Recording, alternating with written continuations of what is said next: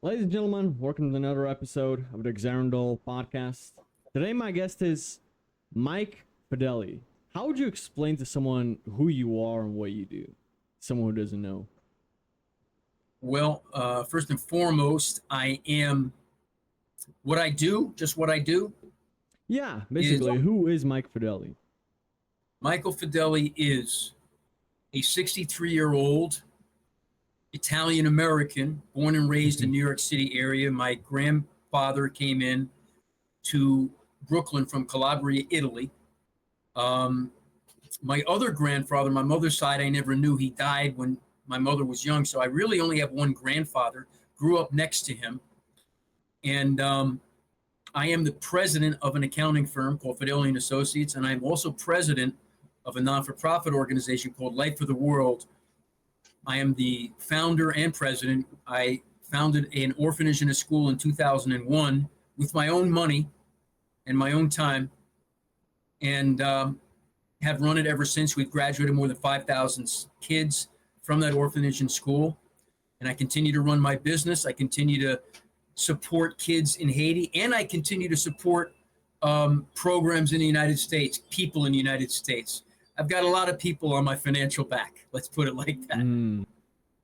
Yeah, man, it's a lot of stuff to unpack, and I want to get into all of that, but I want to start all the way from the beginning. What was your childhood like? Did you grow up in the U.S.? Yeah, I grew up in New York City area. So as I said, my grandfather came into Brooklyn. We ended up getting raised in a suburb of New York City, just north of Brooklyn, about 20 miles north of Brooklyn, in a place called Harrison. And my father was an Italian American. My mother was mixed. I have two brothers and a sister. I'm second in line. And childhood for us back then was very different than it is now. Of course, we didn't have cell phones. At night, let me back up. When when we were kids, we just played everywhere. We played in the, on the fields. We ran everywhere. At night, we were like 8, 10, 12 years old. We played a game called Ring Alivio, which was, it just tag. It was just tag. Yeah. And you just played that all night, until your mother called you in.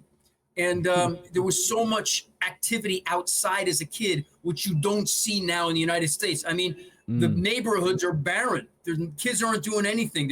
They're inside playing, Monsters and Aliens on their computer, and playing with their cell phone, and they're not playing outside. So this was my life. This was the life of all the kids when I was young, growing up.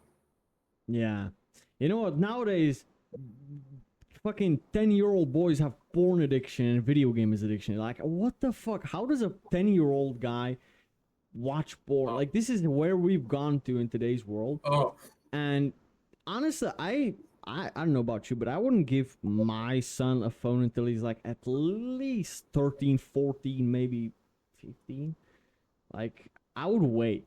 I would make him be a human. I would make him be a human first.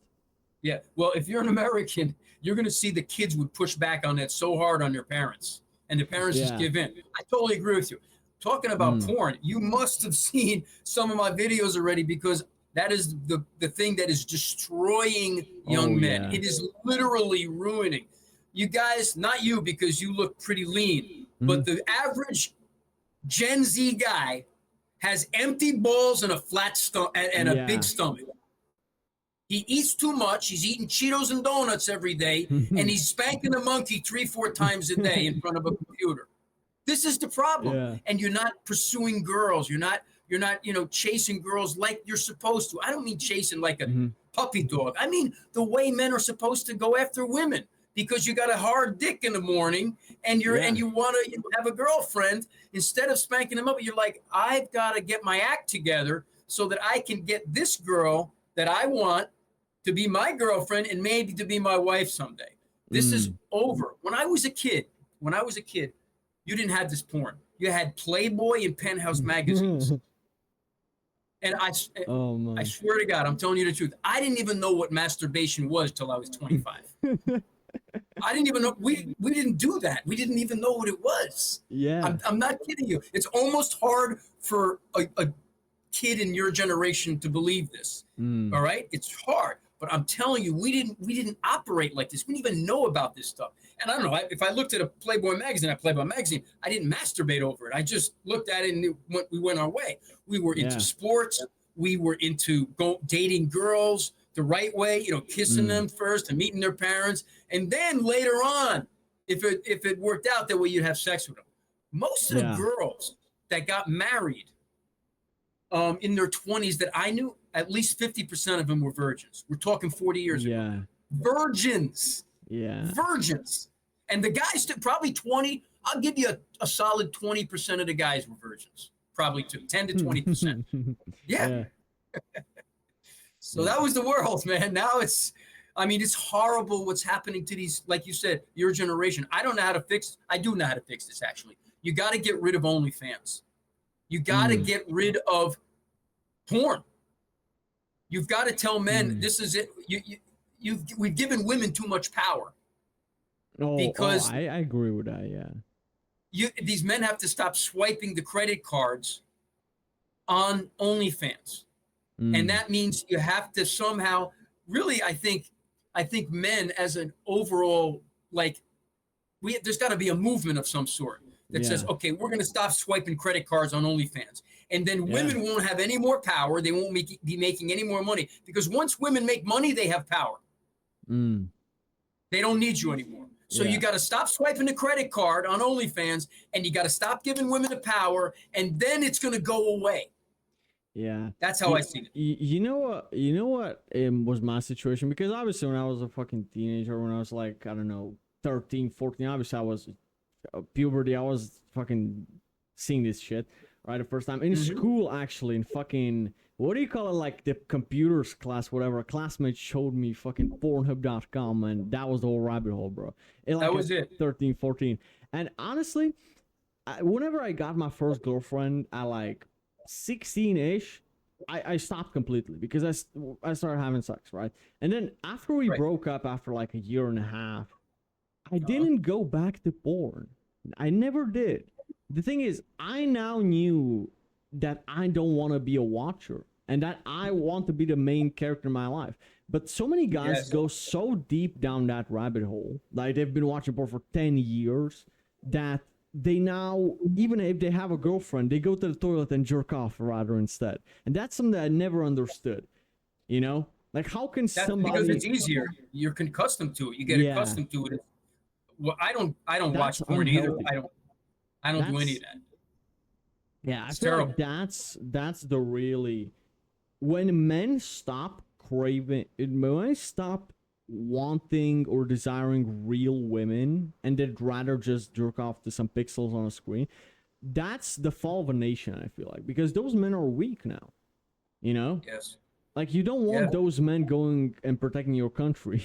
The men that basically have 300 nanograms per deciliter testosterone, fucking have more estrogen in their body, etc. They're feminine like hell. You know what I mean?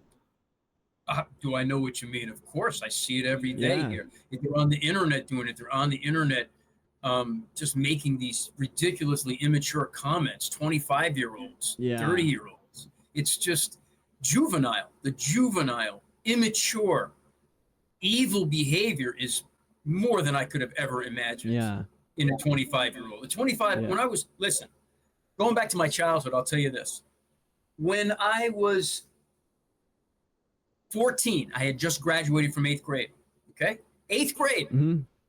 My father comes in my room, and he was an old school Italian. He was up at 5:30 every day. He did this for 40 years. He was a computer tech.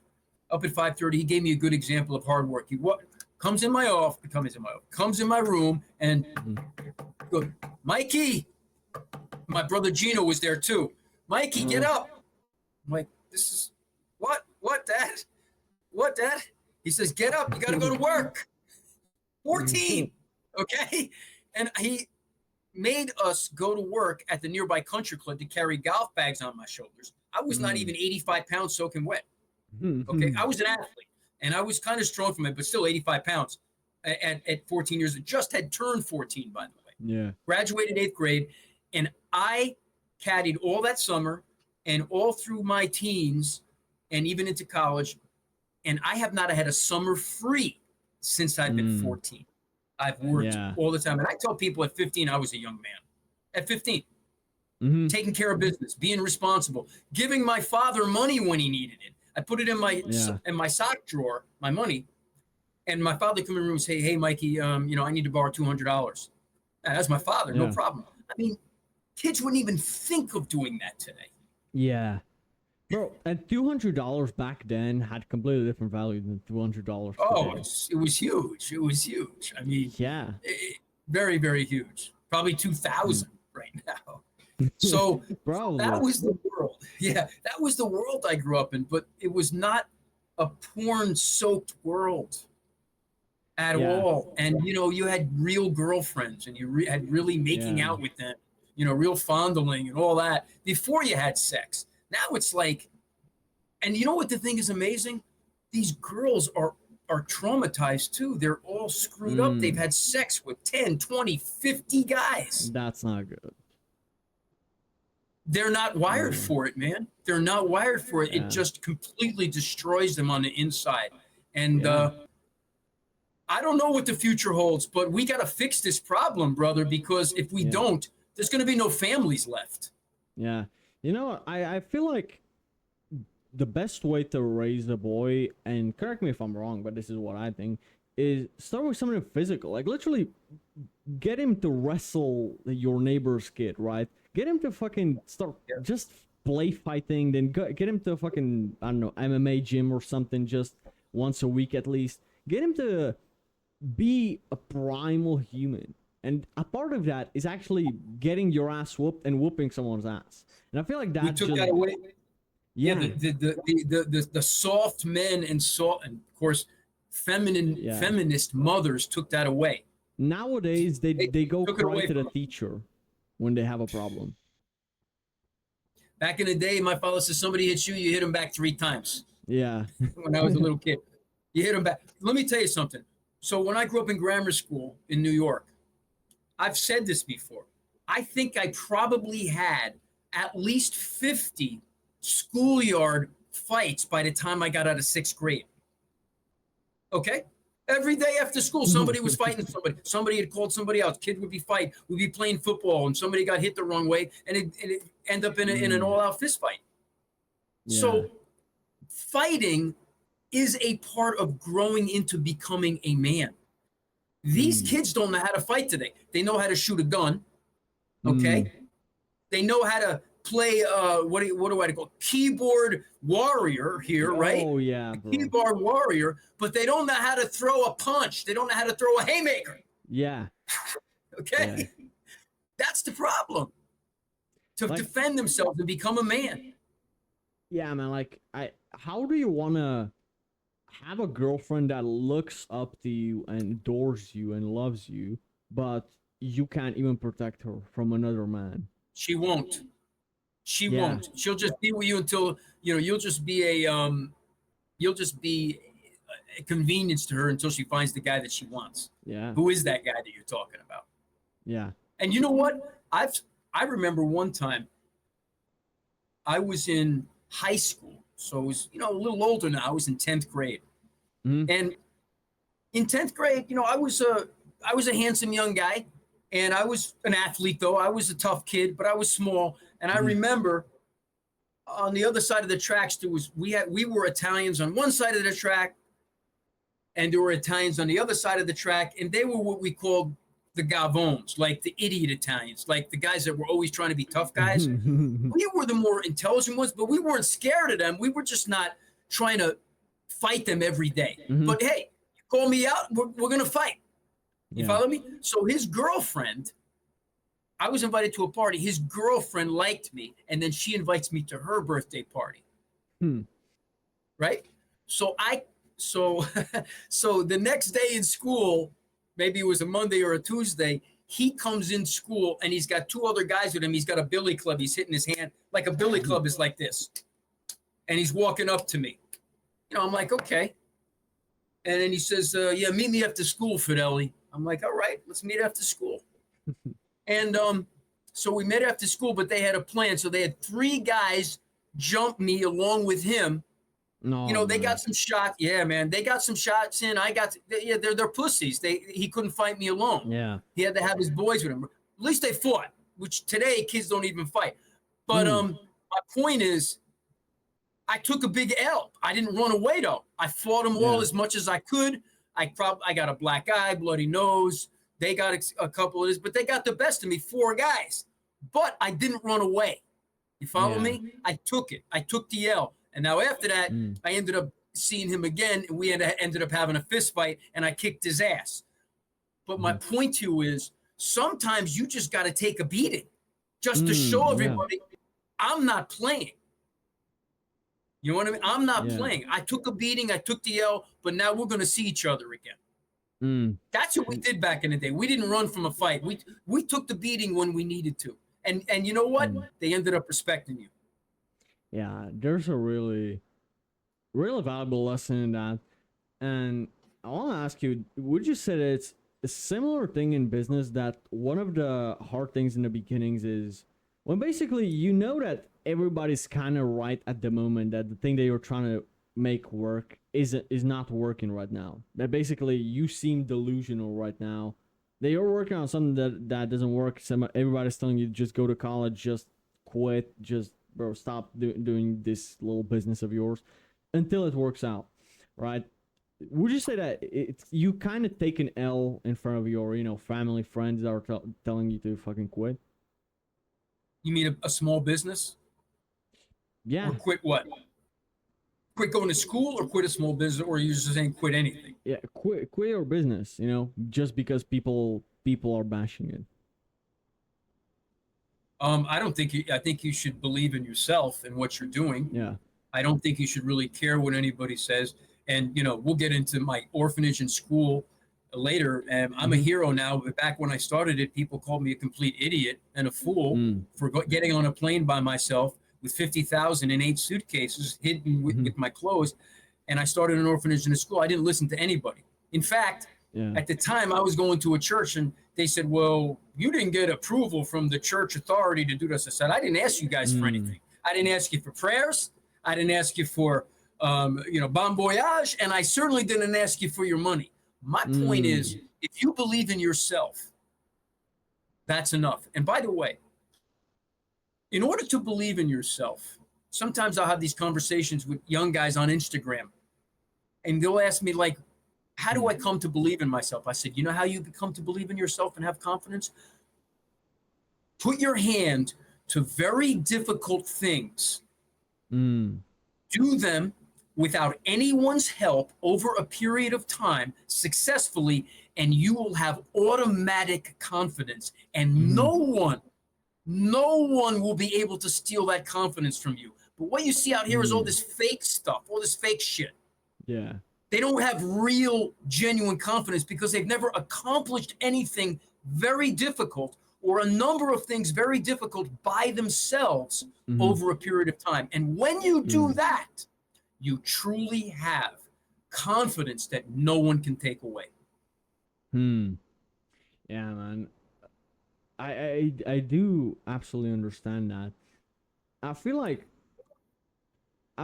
a lot of guys are just kind of like taking the easy route that they can take. So like, let's say their parents are offering to pay for their college tuition, whatever. So they just go to college, but then they fuck around it. They they go party, they go smoke pot, they do all that dumb shit like for years, for like 1-2 years, until they, I don't know, get expelled or they don't pass the class, and then they wonder why their dad kicks them out of the home, or he wants them to get a job. He wants him to do something with his life. Most guys are, even my age, they are still in play mode. And I feel like that was kind of like the turning point for me. When I dropped out of high school when I was 16, I knew I gotta get a fucking job. So I got a job, but I also kept working on what I was working on, right? I started a podcast, right? And the biggest W that I had was when I got Max Lewis on my podcast, who's a guy who was worth like $40-50 million. And that was the first multimillionaire that I ever spoke to as a 17-year-old kid at the time. So that was I was nervous as hell speaking to him. Right. But I realized this guy was me just 20 years ago. He was like in his late 50s, I think, right? So I just realized I got one hell of a journey right in front of me, but I also to accept the failures that are going to come and the fucking times that are going to suck. You know what I mean? Yeah. Like, for example, not that long ago, I had to learn how to pay taxes, right? That was the taxes to my country, to your Czech Republic, Europe, right? That was the most annoying thing on earth. And it was like a stressful couple of months, but hey, I kind of learned it. You know, I got through it. It's not that complicated, I found out. But it seemed scary, right? The worst thing that somebody could do for you, or a young guy like you, is to finish for you. You know what I mean by that? You have a problem. Let's say your car. Yeah. Okay. This is where my father raised us, right? And I raised my two boys, right? I have two boys. One's 21, one's 29, the other's 31. Mm-hmm. The worst thing that someone could do for you as a young man is to come alongside you and finish the last 20% of something that's really hard for you to do. That's the worst thing, because you will not grow up and learn how to do it. The last 20% of everything is hard. And you can't go run into someone, or someone shouldn't go running to you to fix it for you. Like, if you can't get that starter on your car, or you can't get that solenoid on your car, or you can't, screw down that head gasket, torque down that head gasket. If you're, let's say you're, an auto mechanic. I was an amateur auto mechanic back in my day. You must finish it. Yeah. You absolutely must finish it and not turn to anyone for help. And that will turn you into a man. You know what? I heard this one quote. A good dad is good at being the bad guy at this time. And what that really hit home for me, because I didn't like my dad when I was younger, because I thought that he was just like too harsh on me or whatever. But now I'm kind of grateful that he was, in some regards, you know? I actually appreciate that he was tough on me. I actually appreciate the times that he yelled at me. I actually appreciate the fact that I was scared of him. I am happy for that. Because imagine if I imagine the majority of American households are that the dad the woman rules the house, that she makes all the decisions and all that stuff, like like in those fucking American sitcoms or whatever. Like, I don't like that shit. Yeah, because men are marshmallows today. They're a bunch of marshmallows and Marys with adult male bodies. That's all they are. A bunch of Marys. Yeah, like the idea in today's world of being scared of your dad is like, oh, that's so toxic or whatever. Bro, I think it's absolutely... kids should be scared of his dad. Because he knew that he's going to get his ass whooped if he steps out of line, you know? Yes. Well, we did. I mean, you got spanked back in my day. I could remember my father coming home, something happened, whatever it was. Even, fighting. The worst thing I could do was fight with my older brother. We fought a lot. Oh. And we would be like, after a fight, he'd have like a black eye. I usually got the best of my older brother. It's just, I mean, if he watches his podcast, he knows it's true. Okay. So I would beat up my older brother. He was a little skinnier than me. I was more of like a muscular kid. And my father, I remember one time he came back, and when he saw that we fought, then he whipped us again. Get in my room, and he would whip out his belt. He would whip out that belt, and he would turn you over, and boom, boom, boom, boom, boom. Man. That's the way it was, man, because you two are brothers. You should never fight. Yeah. You should defend each other. But when we fought as brothers, that was not acceptable. But I agree with you. These fathers are not disciplining their kids, but we don't live in a world that's easy to do that. If you're sitting in front of Walmart and you spank your child, they're going to have the police over there faster than a hot New York minute and have you in handcuffs. I So feel this like is that's the more problem. like in America. Like if you do that in Romania, where I'm from, like nobody really gives a shit. Nobody cares. No, in the No. United States, some stranger's going to call the cops and say, they're beating their child, abusing their child. Come here quickly. And the police will be over there so fast, and they'll have handcuffs around you. And they'll take your kids away and put them in the DCFS, which is like the place where you put kids that don't have any parents, at least temporarily anyway, until they figure out what happened. Shit. Yeah, it's terrible. So if you're going to do that, do it in your own house. Do it in public where you risk getting arrested by the cops. Like by some idiot. There are some things that I really like about America as someone who's European, but there are some things that I also don't like about the US that I see from the outside, right? So like stuff like this, like a lot of the, you know, like men and women are equal and all of this 50-50, like bro, I when I hear about a guy splitting a bill on a date with a girl, like here a girl, like if you try to split like the bill with a girl on a date, like she will never see you again. Honestly, she will leave the date, like she won't pay. She won't. Yeah. She'll look at you like, are you a man or are you a girl? Like in the US, maybe girls are kind of used to it, but here, like not at all, bro. Yeah, but I agree with that. First of all, I don't think I've ever let a girl pay for a dinner in my entire life. Okay, I'm traditional in that way. Me neither, okay? bro. I took care of my kids. I took care of their mother. She never worked outside the home ever. Okay, every dinner I've ever went to with a woman, I paid for everything. I always. However, there's another side to this, and that women are not feminine anymore. They all want to be boss babes, and they want to try to tell you what to do, and they want to give you orders. Well, I don't take orders from women. Yeah. So it's just that simple. But nowadays, you brought it up earlier, the women are running the house. Okay, and on top of that, women today are not loyal either. Listen. You talked about men. The problem with men is porn. The problem with women is they have too much access to other men. Yeah. On Instagram. Yeah, okay. So you and I don't know. You almost probably never get a DM from a woman. Maybe you do. I certainly don't. Many guys don't get DMs. The average good-looking girl gets 1,000 DMs a week. Yeah.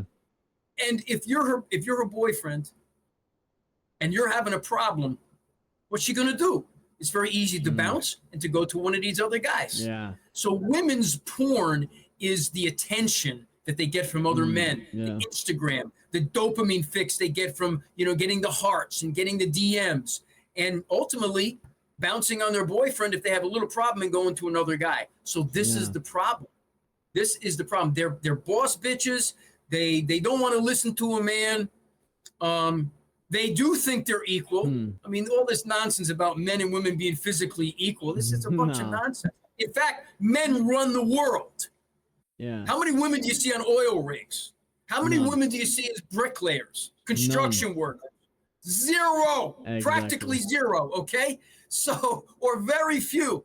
And then they want to talk about it being equal. Okay, why don't you be equal bricklayers? Why don't you be equal oil rig workers? Equal in the electrical field? Equal building bridges, equal building streets. No, they don't want to do that. It's all a bunch of baloney. It's all a friggin' fake. When women are trying to say that they're equal, they know they're not equal, but society has brainwashed them and made them delusional into thinking that they don't need a man. You know, you can't even get your oil changed without a man. You're going to change your oil? I guarantee you she won't. Yeah. Yeah, that's absolutely true. A lot of these girls, they actually like being feminine only when it suits them, like on a date, but they actually like don't like to be an actual feminine woman most of the times, because that means also knowing when to shut up, right? Like if you're on a dinner date with his family, etc., like you don't start an argument with him right over there, right? So like I was on my brother's wedding last month, or like at the beginning of this month actually. And bro, like my girlfriend, we have this rule: we don't disagree in public. Okay, like even if she disagrees with me on something, like we'll discuss it when we get home, right? And that's like something that I see. If I see a couple arguing in public, I'm like, she's ridiculing the guy, kind of. I would feel ashamed. Imagining, and that's just a piece of the iceberg of what she does when they're not in public. Yeah. She's ripping them a new butt behind Oh, closed man. doors. I guarantee you. I guarantee you. Oh man. You know what? You know what? If a woman ever did that to me, I did have an Italian girlfriend, and I had another podcast a few months ago, and I mentioned her name, but I won't do it now, because she probably has kids. But we argued a lot, and then one time I was working in Manhattan, New York City. You've heard of Manhattan, right? Okay. Yeah, I know Manhattan, where New that York is. City, and there's 5 boroughs in Manhattan. There's the Bronx, there's Brooklyn, there's Manhattan, there's Queens, and then there's Staten Island. And Staten Island is actually another island, and a lot of people don't know this, but Manhattan is an island. It's an island. Yeah, Manhattan? people don't know that. Yes, it is. I didn't know Manhattan that's Island. an island. Yeah, Interesting. Manhattan is an island. Yes, that's why there's a bridge to Queens. There's a bridge to Brooklyn. Okay, there's a bridge to Jersey. There's a bridge. I had no idea. Yeah. Okay. There's a bridge over to the Bronx. Okay. A small bridge. Okay.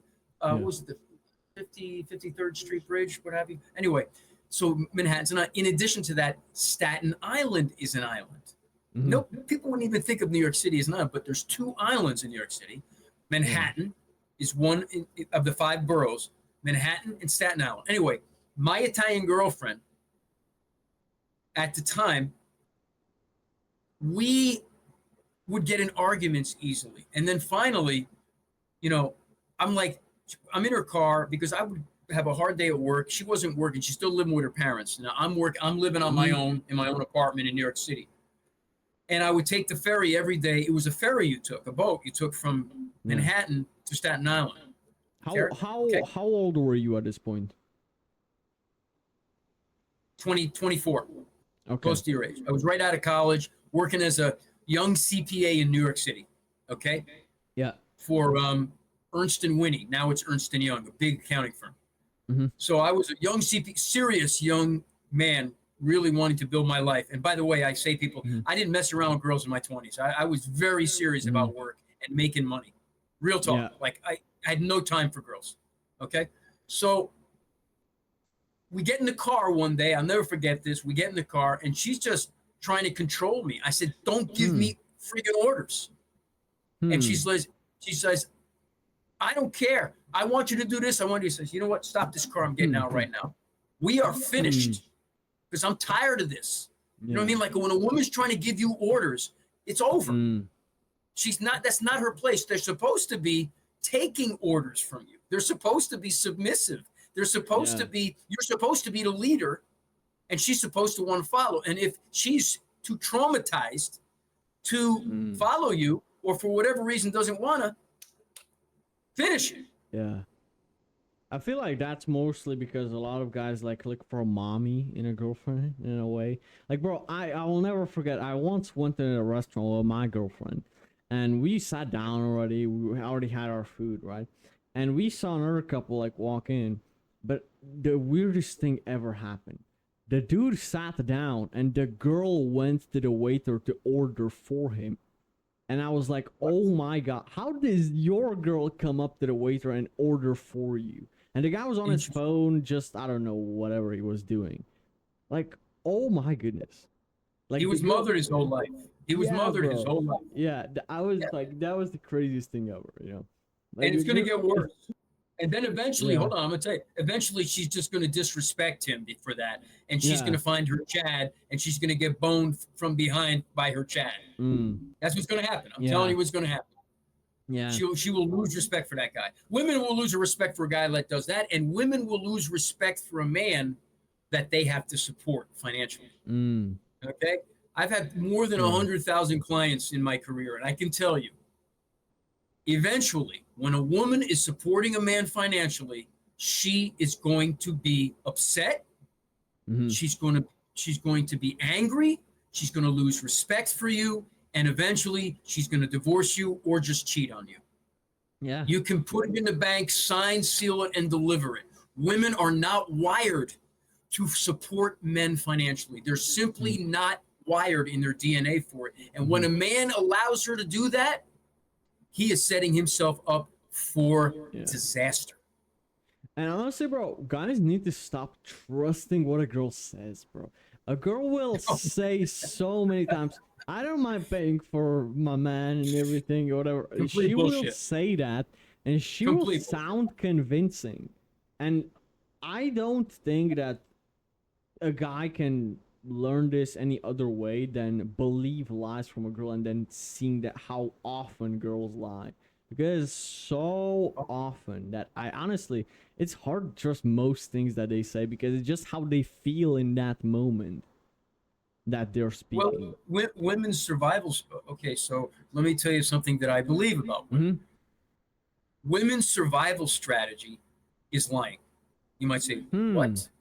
Well, first of all, women are the weaker sex. I don't really care if people get upset and throw it on my Instagram. Put it out there, brother. I don't care. Women are the weaker sex. Physically, in terms of stamina, we're different though. We are different. Women have children. Too. Yeah, mentally as well. Women have children. They're much stronger in childbearing, but that's because they do that. But women are the weaker sex.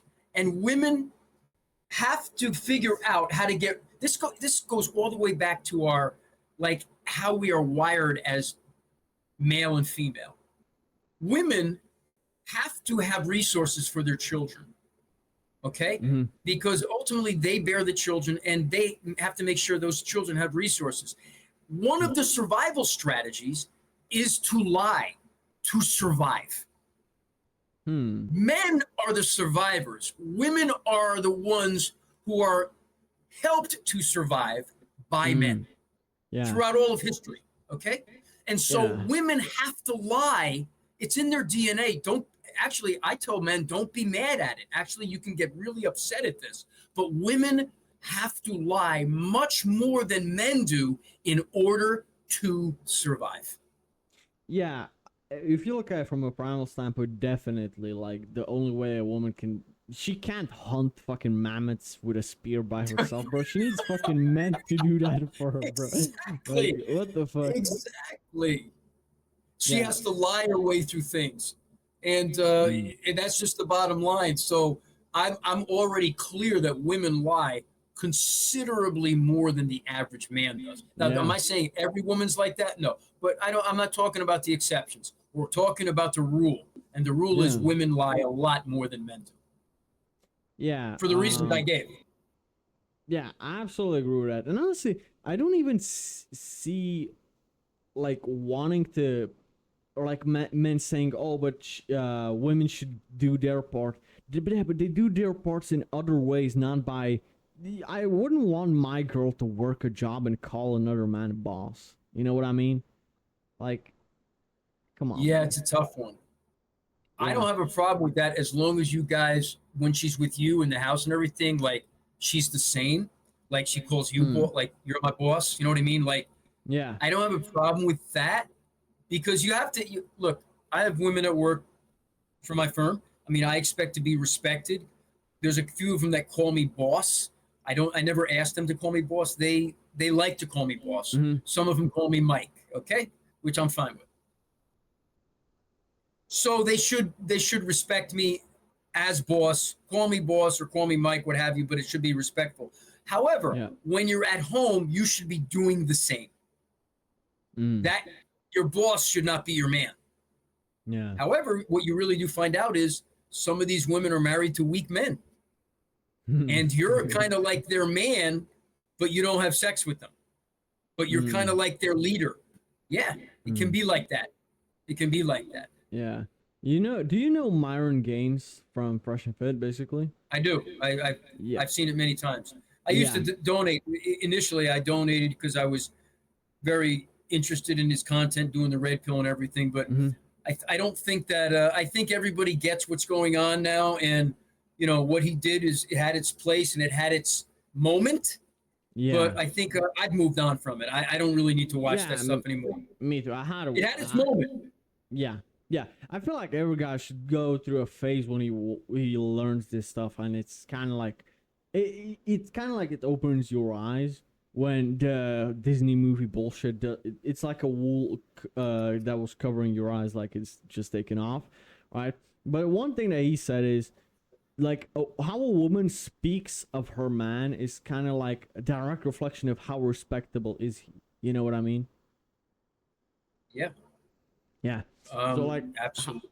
how the woman speaks of her man when he's not present really shows how what's the dynamic between the two. You know what I mean? Yeah. Yeah. That's something that I really believe in. Well, I I wanted would to like ask. to be. Go ahead. No, go ahead. I was just going to say, I don't like saying something about somebody. I'm going to violate that now because we're on a podcast and you brought up Mm-hmm. minor games. I would love to tell him. Actually, I did tell him to his face, but he didn't respond to me in a text. I tried to call him. So I just want to be clear. I tried to call him myself. I probably donated $5,000 over a period of a year to his podcast with him and Mm-hmm. with him fresh and fit. Um, I told him, I told him, you act like a tough guy on the street, but it's very clear you're not a tough guy. Hmm. And on top of that, I think that well, there's a couple of incidences I saw on the internet. He's not a tough guy. It's not who he really is. You know, Hmm. um, he was acting like some tough guy in front of this guy on the street, but he's not a tough guy. Hmm. But what I did want to say, what I would say is he really has his finger on a lot of stuff. I probably Yeah. agree with a solid 80% of what he says. But what I Yeah. don't agree with is this.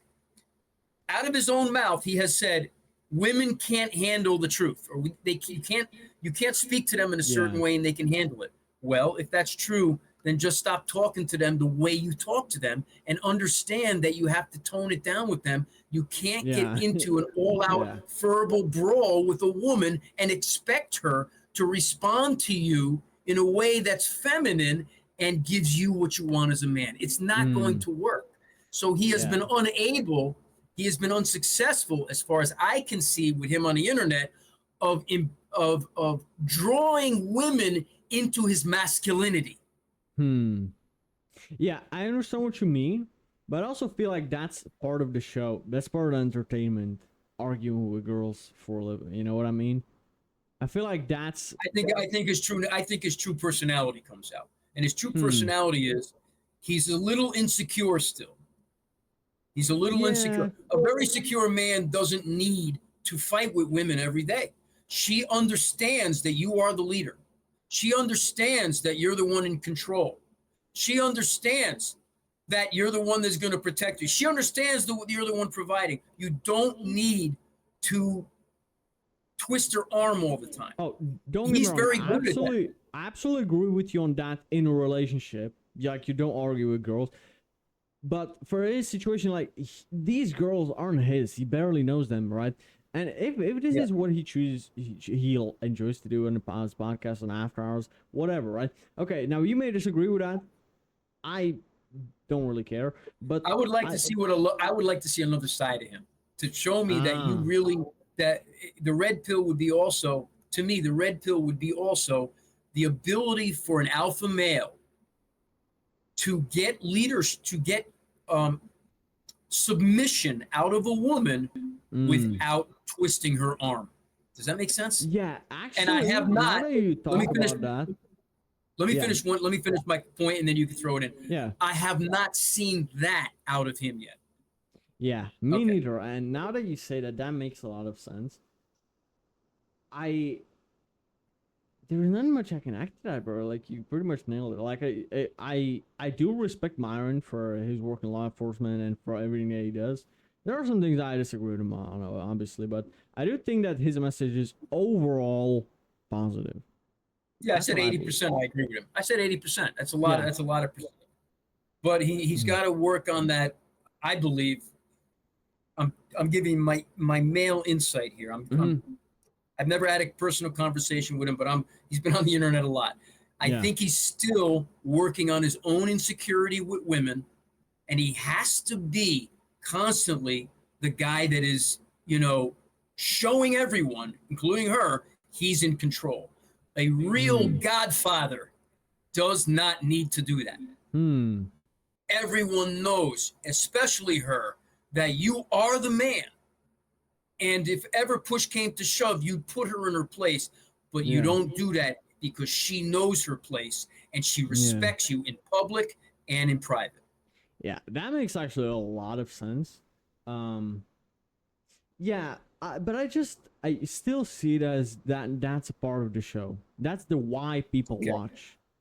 So for that situation in specific, because I highly doubt it that he argues with the girls that he dates, or whatever. I don't think that. I don't know. think I've never seen that side of him, so I can't even say. I've never Yeah. seen that side of him. Yeah. Anyway, I don't want to talk Yeah. too much about. Yeah, I'd love yeah. to be. And having said that, if this goes viral, I'd love to have him on a show and I'll tell him to his face. Yeah. But anyway. I wanted to ask you. So obviously, you worked a lot of 9 to 5s when you were younger, right? Like you worked a lot of jobs. Like you have. Yes, I did. Yes, you have that experience. What was like your first dive into entrepreneurship? What was like your first few businesses? So when I graduated college, being 22, I immediately got a job. By the way, I traveled the country, so this is another part of my life. I traveled the United States and Canada as an LPGA tour caddy. Remember, I told you I was a caddy, golf caddy. Yeah. So I stood in front of the Women's U.S. Open in Baltusrol, New Jersey, one afternoon. After I'd graduated, I had some time. I had 5 months between when I graduated in May to when I started my job in New York City as an accountant. And in the interim, I wanted to travel the country. The best way I figured to do that is to be a tour caddy because I didn't have any money. And I was in debt, seriously in debt, with even though I had three scholarships to college, I still had student loans. Okay. So I traveled the country as an LPGA tour caddy. That was great. Then I started in September that year that I graduated college, a full-time CPA. Hold on, I had 3 jobs, really 4, I'll tell you. A full-time CPA. Saturdays and Sundays, I still carried golf bags, right? Nothing was beneath me. I'm an accountant, but I don't care. I need to make cash money. And then I worked Thursday and Friday and sometimes Saturday night as a waiter at high-end restaurants in New York City. Yeah. While I was a full-time CPA. And hold on, you talk about entrepreneurship. I did bookkeeping and tax returns on the side by hand. We did that with pencil. Okay. Yeah. We didn't have a computer. So I had 4 jobs as a 22-year-old that had just graduated college. I was about money. About money. Okay. Bro. Because I told my father when I was 17, I said, Papa, I'm going to be a millionaire someday. And he said, well, I didn't need anything from him. All I needed was him to say, yes. You know what he said? I believe in you, son. That's all I needed from him. I didn't need anything else. He gave me everything else I needed. He gave me a great example. He was up at 5:30 every day in the morning. He was a man's man. I didn't need anything else from him. I just needed him to say, I believe in you. And he did.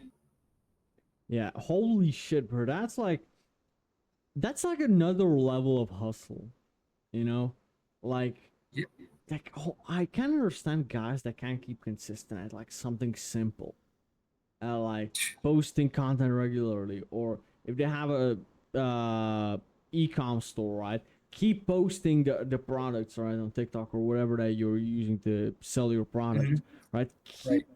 They can't keep a simple schedule, bro, like 1-2 videos a day. Like I that's like something that goes beyond my head. Like, bro, like if you really need to, bro, like you can write it on a piece of paper and just not forget. But it's not that they forget it, they avoid the work. But you know what why I think that is because we have so many distractions. We have so much stuff that's more fun to do that then the dopamine is kind of dysregulated. Like the work doesn't feel purposeful anymore, because why become a millionaire in real life? You can become a millionaire in a video game in GTA, right? You can have the Porsche in fucking a video game. Yeah, but it doesn't feel the same. Is that what really your generation is that what they really think? No, I'm serious. Like they really think that they're a millionaire, like by like osmosis or something. Bro, I mean, if you look at it, if you look at it nowadays, they got in the video games, they got ranks, right? So if you're the best player in your friend group, now you're respected. So now, why the fuck would you build a strong body and be respected by men in real life? You're the alpha male in your fucking group of losers You already on got it. video games. Yeah, and like, why go and get the beautiful girl? You can just load on Pornhub, right? Whatever. It's like You can these just guys load on Pornhub or they have VR Oh porn, my and God. all this fucking bullshit. It's like, Oh my God.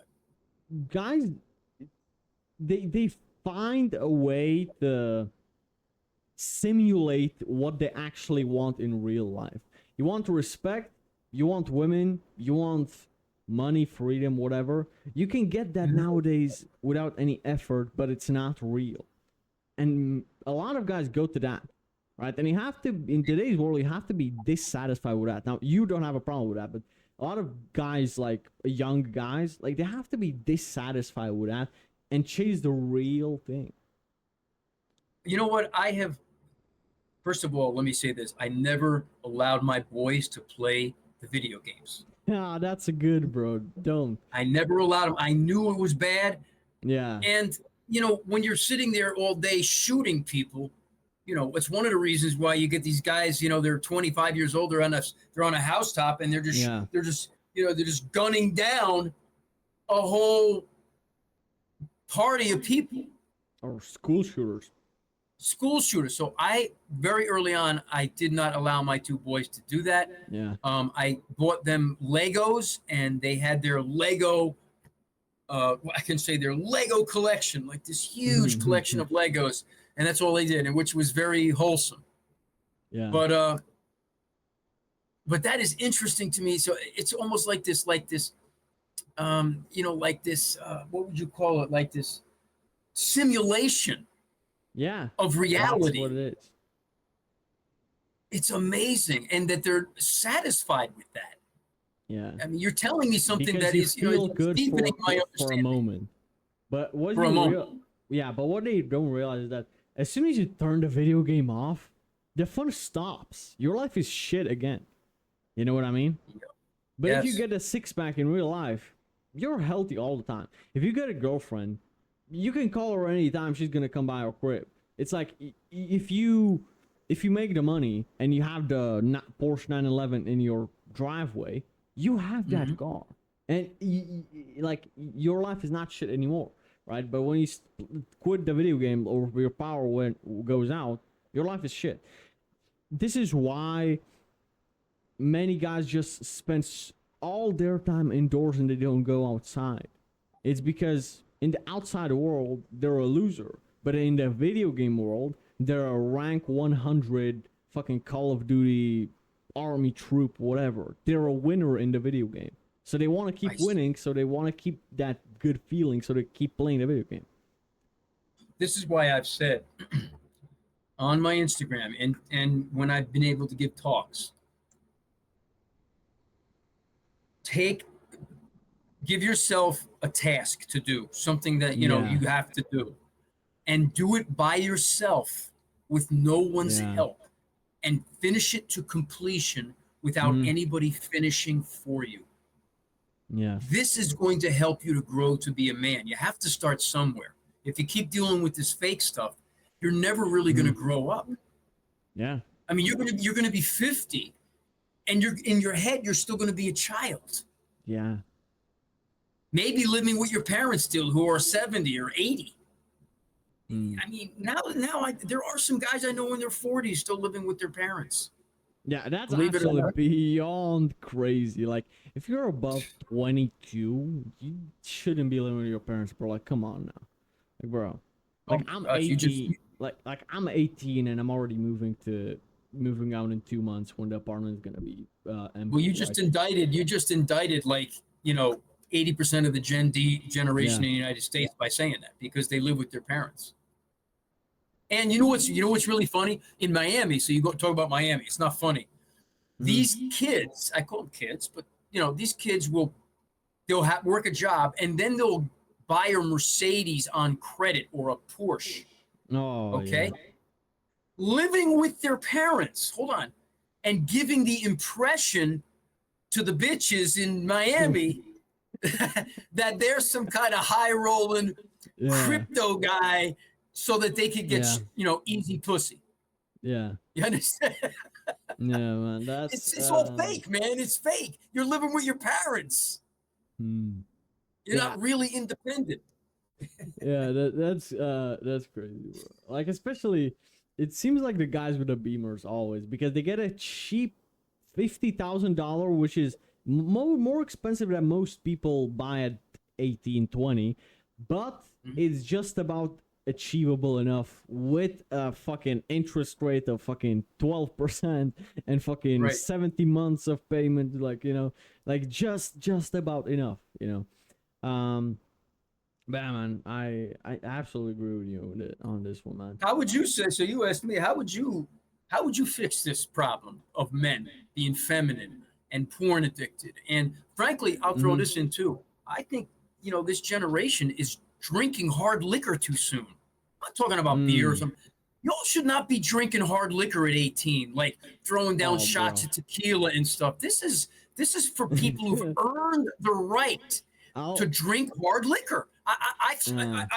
People might look like me, like I got horns on my head, but I'm like, what business do these young kids have drinking Hennessy and tequila and all this hard liquor? Yeah, like I'll tell you, like the drinking age 21 is in the US. Like that seems crazy to me.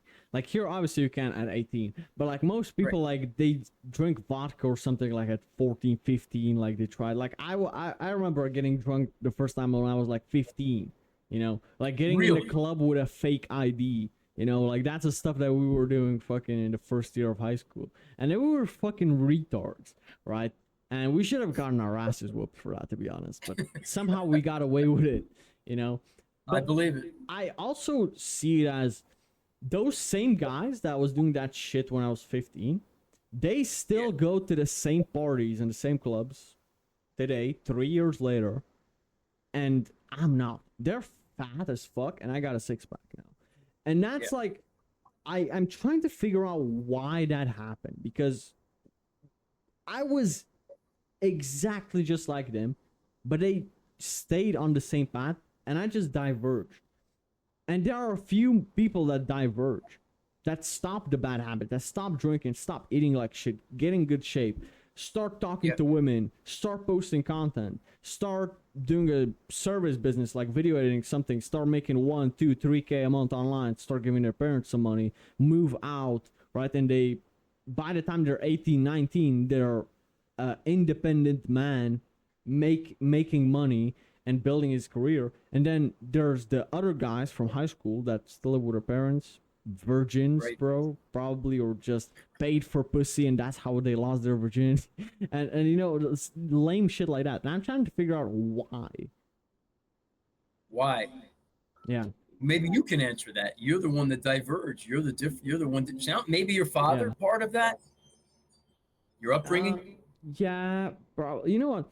I feel like the main thing for me was, I think that for me was Andrew Tate. Like most people actually hated him, and for me, I literally saw the possibility that it is possible that there is a better life than fucking temporary pleasure, temporary fucking fun, and that there's something more meaningful. Because bro, I wasn't happy with my life, bro. I'm like just a fucking junkie, Like I tried weed for the first time when I was 15. Like, bro, like, come on, kids shouldn't be doing that. I was a kid at 15, and I still don't think that I'm a full man, bro. I'm barely 18. I know that my 25-year-old self is gonna look back at me right now and say, bro, you have so much stuff to work on. So, but you're on your way. I have a long way to go. Yeah, I do realize that, but I do try to make the best decisions I can every day. But speaking to why, I feel like it starts with the belief. I think that most guys don't believe that there's a better life out there. Like they see that in their environment, all their friends are losers, and they think that it's normal. And then I think I saw it online and I believed it. When most guys just laugh at that, Yeah. I think yeah, like hope for something better, bro. Like ambition. That's really it. I'm gonna get a Diet Coke. Can you wait a Yeah, minute? absolutely, no problem.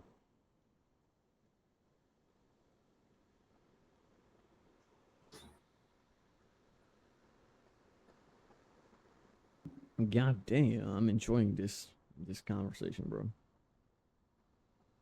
Dog is sleeping tight down there. I'm back there. All right. Yeah. So that's interesting. I do like Andrew Tate also. Yeah. I think it's, I agree with just about everything. A lot of things. I would say everything, but just about everything. I'm really You're a never big fan. really gonna agree with 100% of things No, no, over no. someone The else. only thing I would say, once again, the only thing I would say, like I brought something up about Myron, not about Andrew. I think he knows how to deal with women quite well, Mhm. different than Myron. My only problem is how he made his money is not exactly making, it's perpetuating the Mm. porn industry. I mean, You know yeah, what I but mean? So that's the problem. It's not like he was a manager for OnlyFans girls in yeah, Europe, right?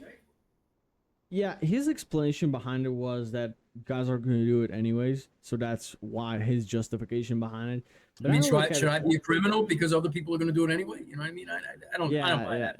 You're right about that. Yeah. I So that's the only thing I have an objection to, only because porn is ruining the world. It's really yeah, ruining. It's ruined us and it's ruining us. So that's my only objection. Otherwise, I'm yeah. right on with Andrew Tate. I look at it more as it was a young guy, like in his 20s, right? And he was trying basically everything. Um, but I see it as he done more good than bad, and so I can't hold that against him. Yeah, You know what I mean? I understand. I understand. Yeah. So, what would you say was the biggest risk you took in your life, or like a situation that where you there was a very big risk in your life and you decided to take it? It's interesting you mentioned that because my brother Gino would say my whole life was one big risk. I was a risk taker from the jump, man. I was always taking risks everywhere. We'd be here a long time. But Yeah. to answer your question, the biggest risk I ever took, which involved maybe danger in my life, maybe Mm-hmm. something like that, because there's business risks you take. You could lose your Yeah. money. I've taken a lot of risks, spent a lot of money on advertising, billboards, like. Yeah. But if you talk about real risk, like life risk, well, getting on a plane by myself and going to Haiti in Oh yeah. 2001 was the biggest risk I ever took. Yeah, man. What was the story With behind AIDS. that, bro? Like, how did that thing come to happen?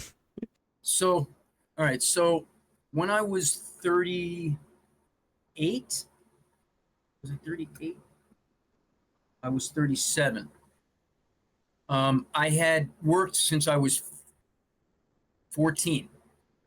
If you really count like all my early years, I just worked and went to school, worked and went to school, worked.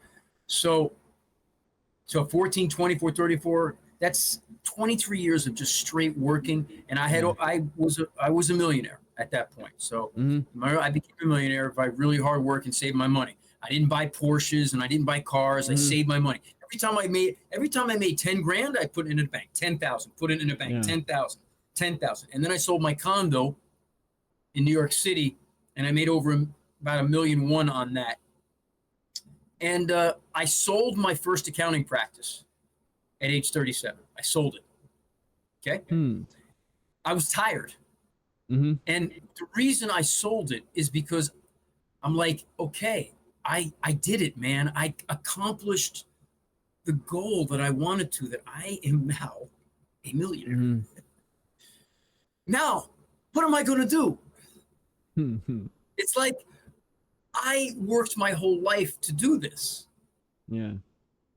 And here I am with two small boys, and I quit. I sold my business and I stopped working for 1 year. I said to myself, I'm going to not work for 1 year to figure out what I want to do with the rest of my life.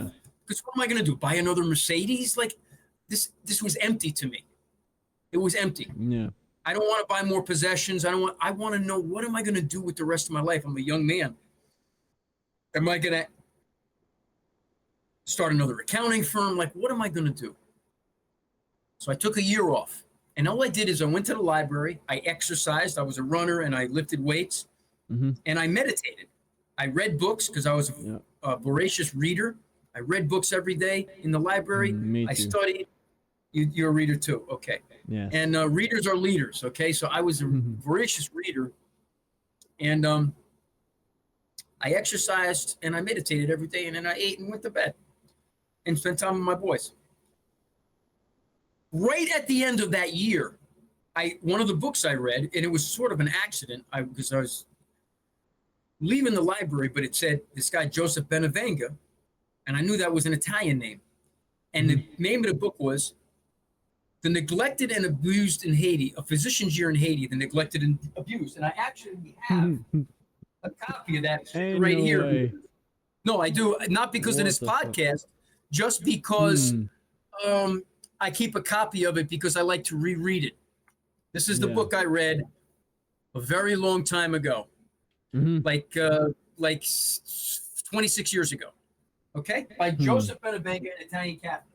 And I couldn't stop. I read it in one sitting. I couldn't stop thinking about it. And he talked about this place in Haiti where people were dying of communicable diseases that we thought, were terminated and that didn't exist anymore.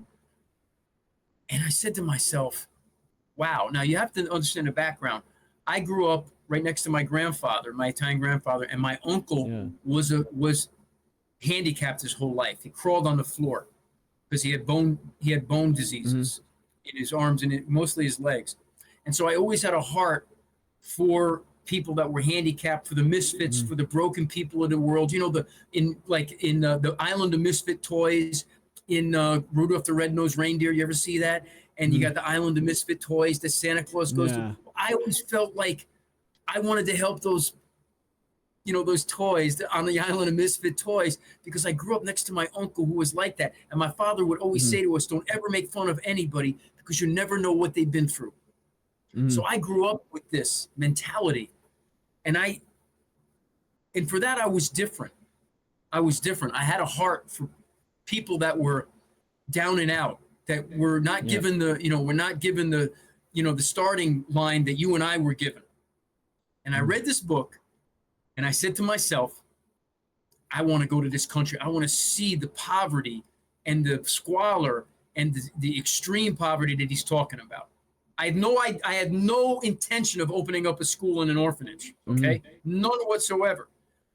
So I said to myself, I'm going to take like 3-4 weeks. I don't know. I had no idea what I was doing. Okay. So I put 50 grand in 8 suitcases. I was smart enough to know, like, hide my money, so I put grand in 8 suitcases. You can't take 8 suitcases anymore, nor could you take 50 grand because the scanners will see the money. We're talking more than 20 years ago, before you were alive. Yeah. I got on a plane, 50,000 in 8 suitcases. As soon as I got off the plane, I'm in the airport of Port-au-Prince, Haiti, which is the capital. It's not the capital, but it's the main city. I said, does anybody know English? That was my question. I swear to God. Ain't no way, bro.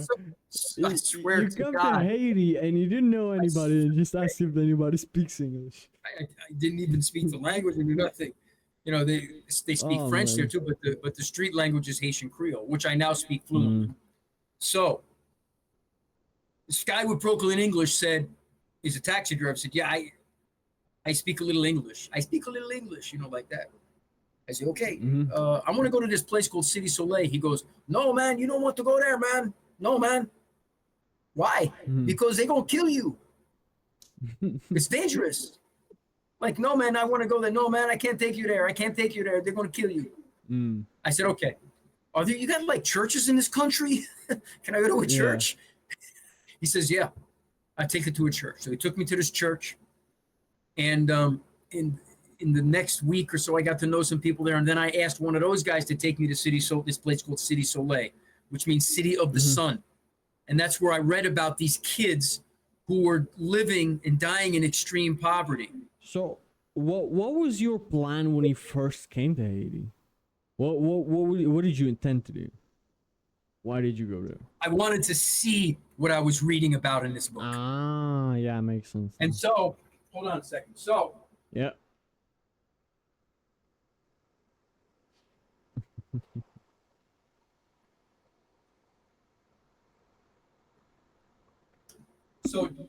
so just to show you, this is the kids, how the kids looked when I found them in City Soleil. Jesus. Naked. You see that? This is actually a brochure that I created. Yeah. That's me with the kids in my school right here. Yeah. Right here, rather. Okay, that's me with the kids. But this is how I found them without any clothes. See that? Mm-hmm. That was the kind of extreme poverty that I experienced in City Soleil. Yeah.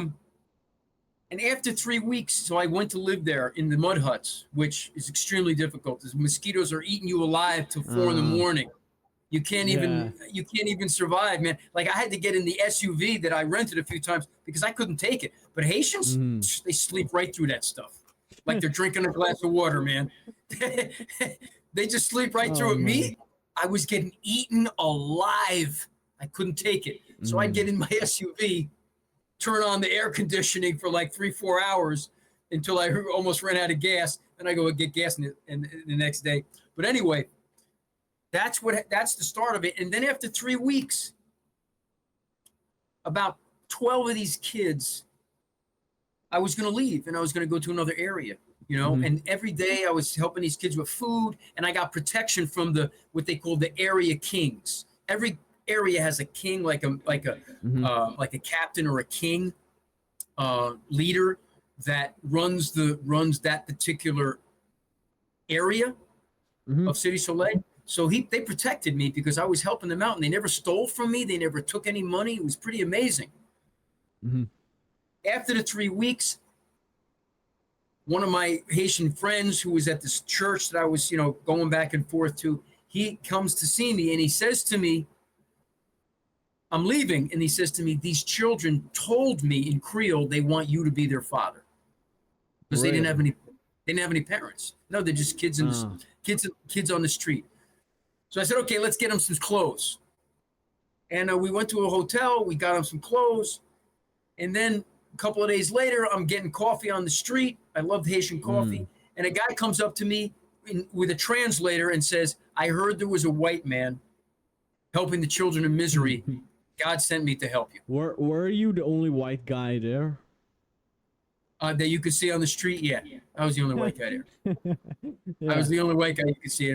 Every now and then, you would see a couple of white missionaries come out of their sequestered house with like 14-foot walls. But I was on the street every day. I wasn't behind walls. I was on the streets, living in an extremely cheap, dilapidated hotel with dirty water that I ended up drinking, not that time, but the next couple of times I went, and I got double pneumonia twice because I drank that water and I got really sick. You don't want to do that.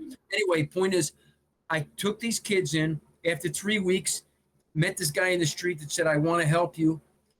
God sent me to help you. And I said, okay, what do we do? And he said, there's a piece of land up here, and we could start a school and an orphanage if you'll help me. And in October of 2001, Maranatha Orphanage and School in Sousmet-La Haiti was begun. Yeah. In a one-room classroom that I rented, which I ended up buying the land. And since then, we've graduated more than 5,000 in 24 years, and we have become the largest primary school in all of North Port-au-Prince.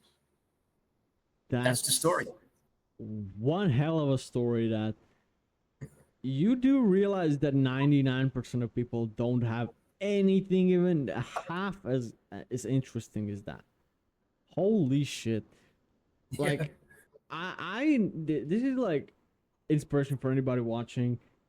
You should live a life that you can tell a story that people want to keep listening, bro.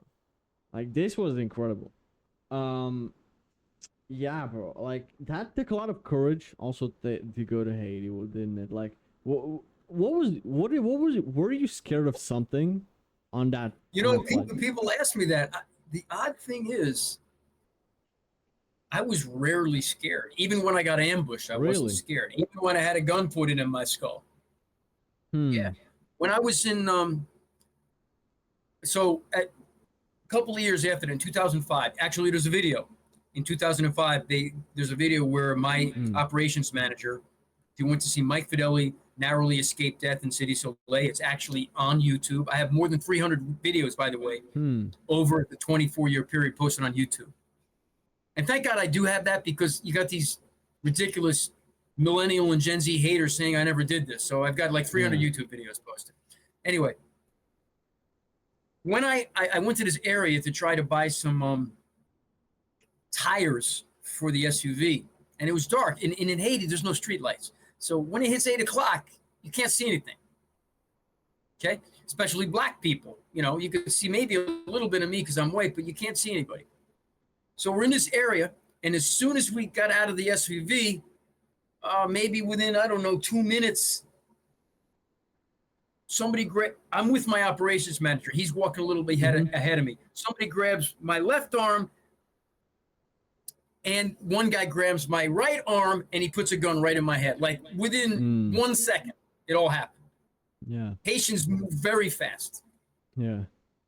And he says to me in Creole, "Vamos into Cobla, Cognac rapide," which means, "Give me all your money, you fucking white man, fast, now." Yeah. Okay? And people say, "What did you do?" I'm like, "You got to be cool, man. He's got a gun right in my head, a revolver, man. And somebody's other guy's got my hand behind my back." And my operations manager comes forward, really cool. You have to be cool, dude, or somebody's just going to shoot you, right? So he's like, he says, "Sagin la," like he's saying to these guys, what's the problem here? "Sagin la, what do you have here, man?"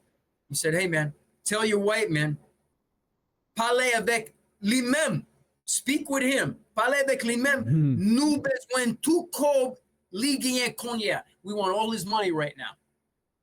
He says, "Man," so he says to them, "Zami," he said, "my friend, où connaît lui-même? You know him? Li fait un pile bagay pour un pile timunyo ici la na Haiti. He does many things for many children in Haiti. Si ou kwe nan bon Dieu, if you believe in God, ou proud fa pe rien pour lui-même, you won't do anything to him. Moi comme ça, avec I'm like you, pas fait rien pour lui-même. Don't do anything to him." Ou pas kwe nan bon Dieu. You're not afraid of God? So they're there. They're just thinking. They're like, they still doing this. He said, "Okay. Okay." He said, "Blanc, we'll gain $200. You have $200? I said, "Oui, moi gain." "Yes, I have." He said, "Okay, give me $200. I gave him $200. He let us go. So, you know, I could have been shot right there. Yeah. Crazy, huh? Did you speak the language at the time? No. I'm telling you now what he said. No, I didn't speak the language, but I'm telling you what he said in Creole. Holy shit, bro. That's one, bro. Like I don't know. Like your heartbeat must have been like fucking through the roof, bro. Like, what do you? Are there any thoughts in that moment? At that point, you're just like, you're just in the moment. It's not. You don't even have time to get scared. I don't know. It's like, first of all, you have to understand. I've been walking the streets for several years already. Yeah. And I was not scared.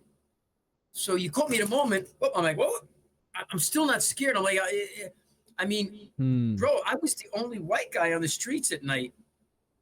You know, there was a number of dangerous situations I've been in. I was just never scared. I don't know what to tell you. I mean, I grew up on the streets of New York City. I've done a lot of risky things in my life, even as a kid. I can't tell you. Now, was there one time when I was really scared? We got roadblocked once and I saw the guns that the guys had. I was a little scared. Like I thought they were just going to shoot us. And we talked our way out of that one. And I gave them some money.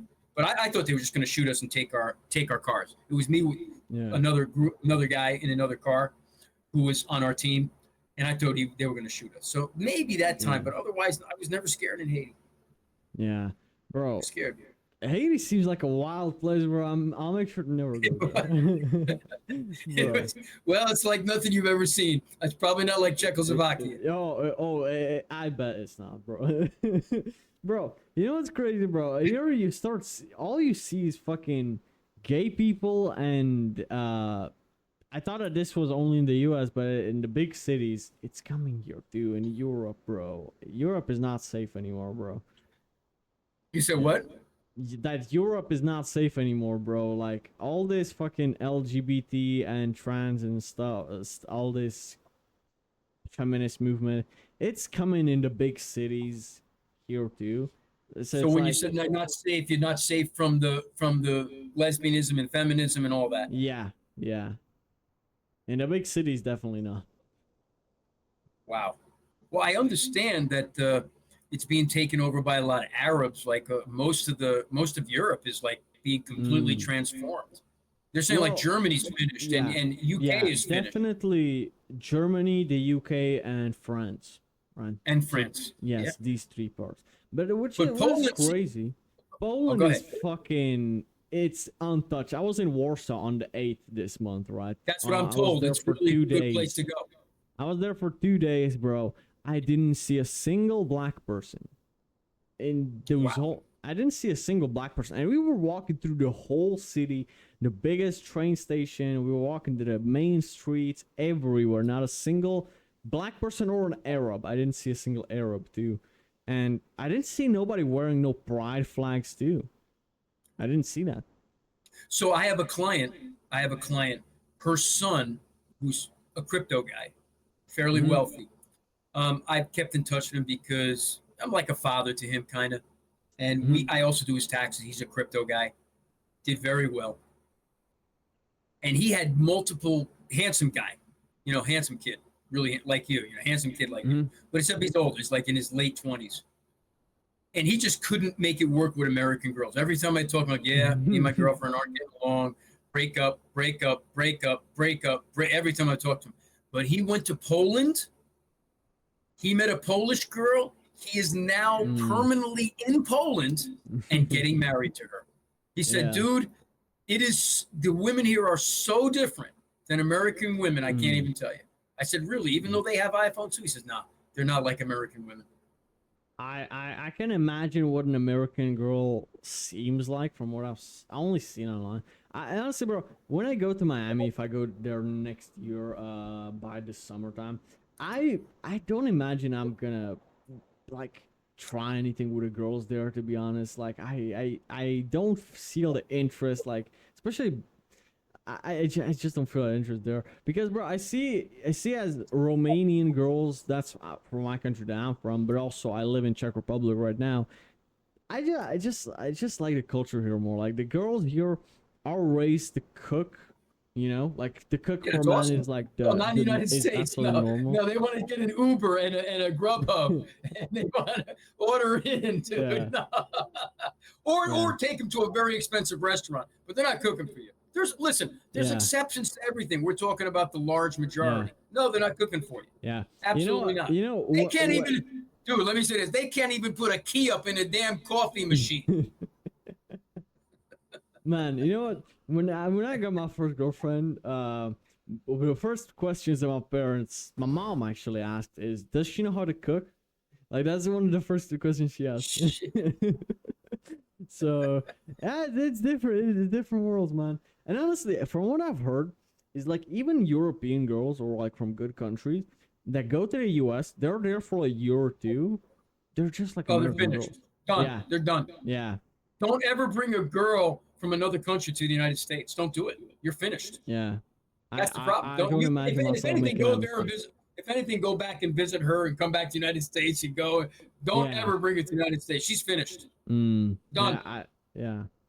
it really is one of the saddest things to see a good girl turn bad.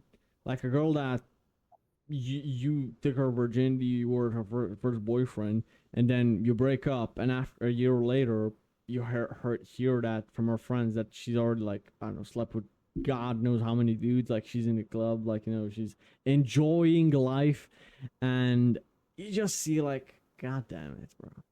I try to get women to understand why women having a high body count is so revolting to men. Oh And man, I no. explain it like this. I explain it like this.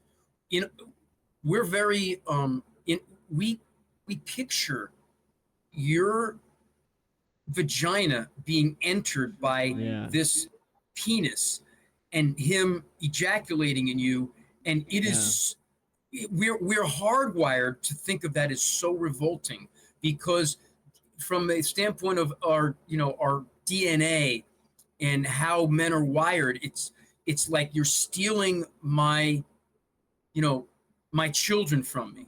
yeah, It's like a men are we're hardwired to think when that other penis enters your vagina, like it's so revolting to us. You yeah, can't understand it. I want nothing to do with you now.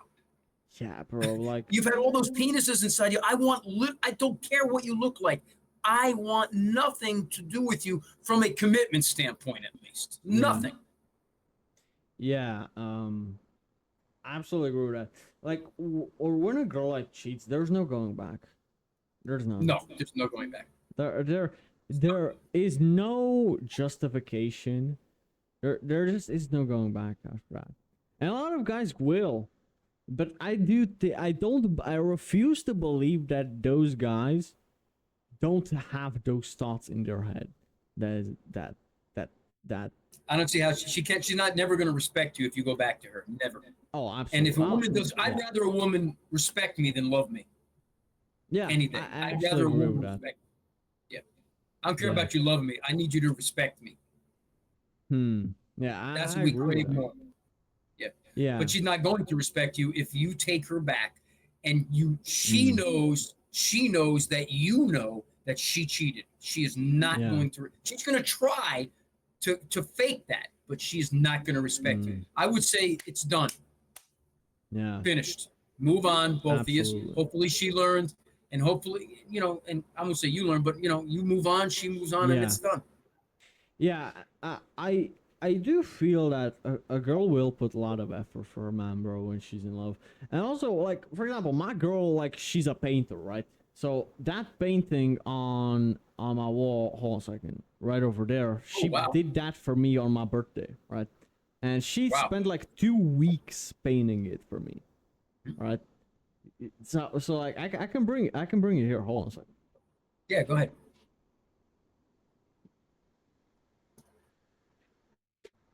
So like she knows that Spain in the 1800s Wow, was my favorite times. So that she is made this for impressive. me. Yeah. She made And that for you. yeah, with my name That's on it back impressive. there. She made that That's for me. impressive. Yeah, Wow. so honestly, like that just this means so much more to me than a girl saying I love you. Like seeing Mm. weeks of effort, like a girl like staying up till 3 a.m. to do something nice for you, like bro, like effort. Effort is more important than words, in my opinion. Actions, yeah, that's what I But perceive more they're important. not. They don't have to. So the problem with this is it goes back to the access women have now.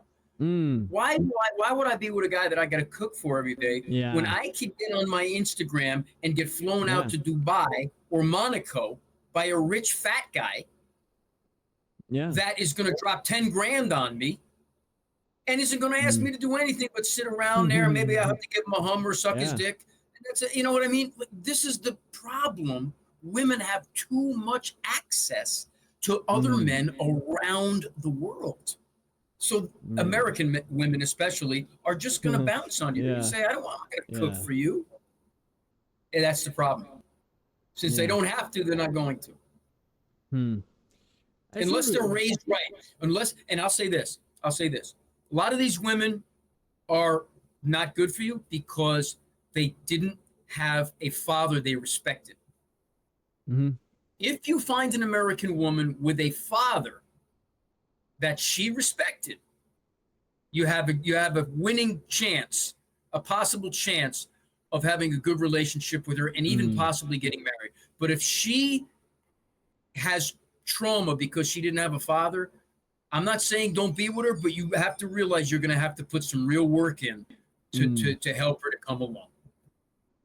Yeah, I definitely agree with that. Like, bro, like if her dad doesn't scare you a little bit, like when you're a young man, I don't think that it's a good.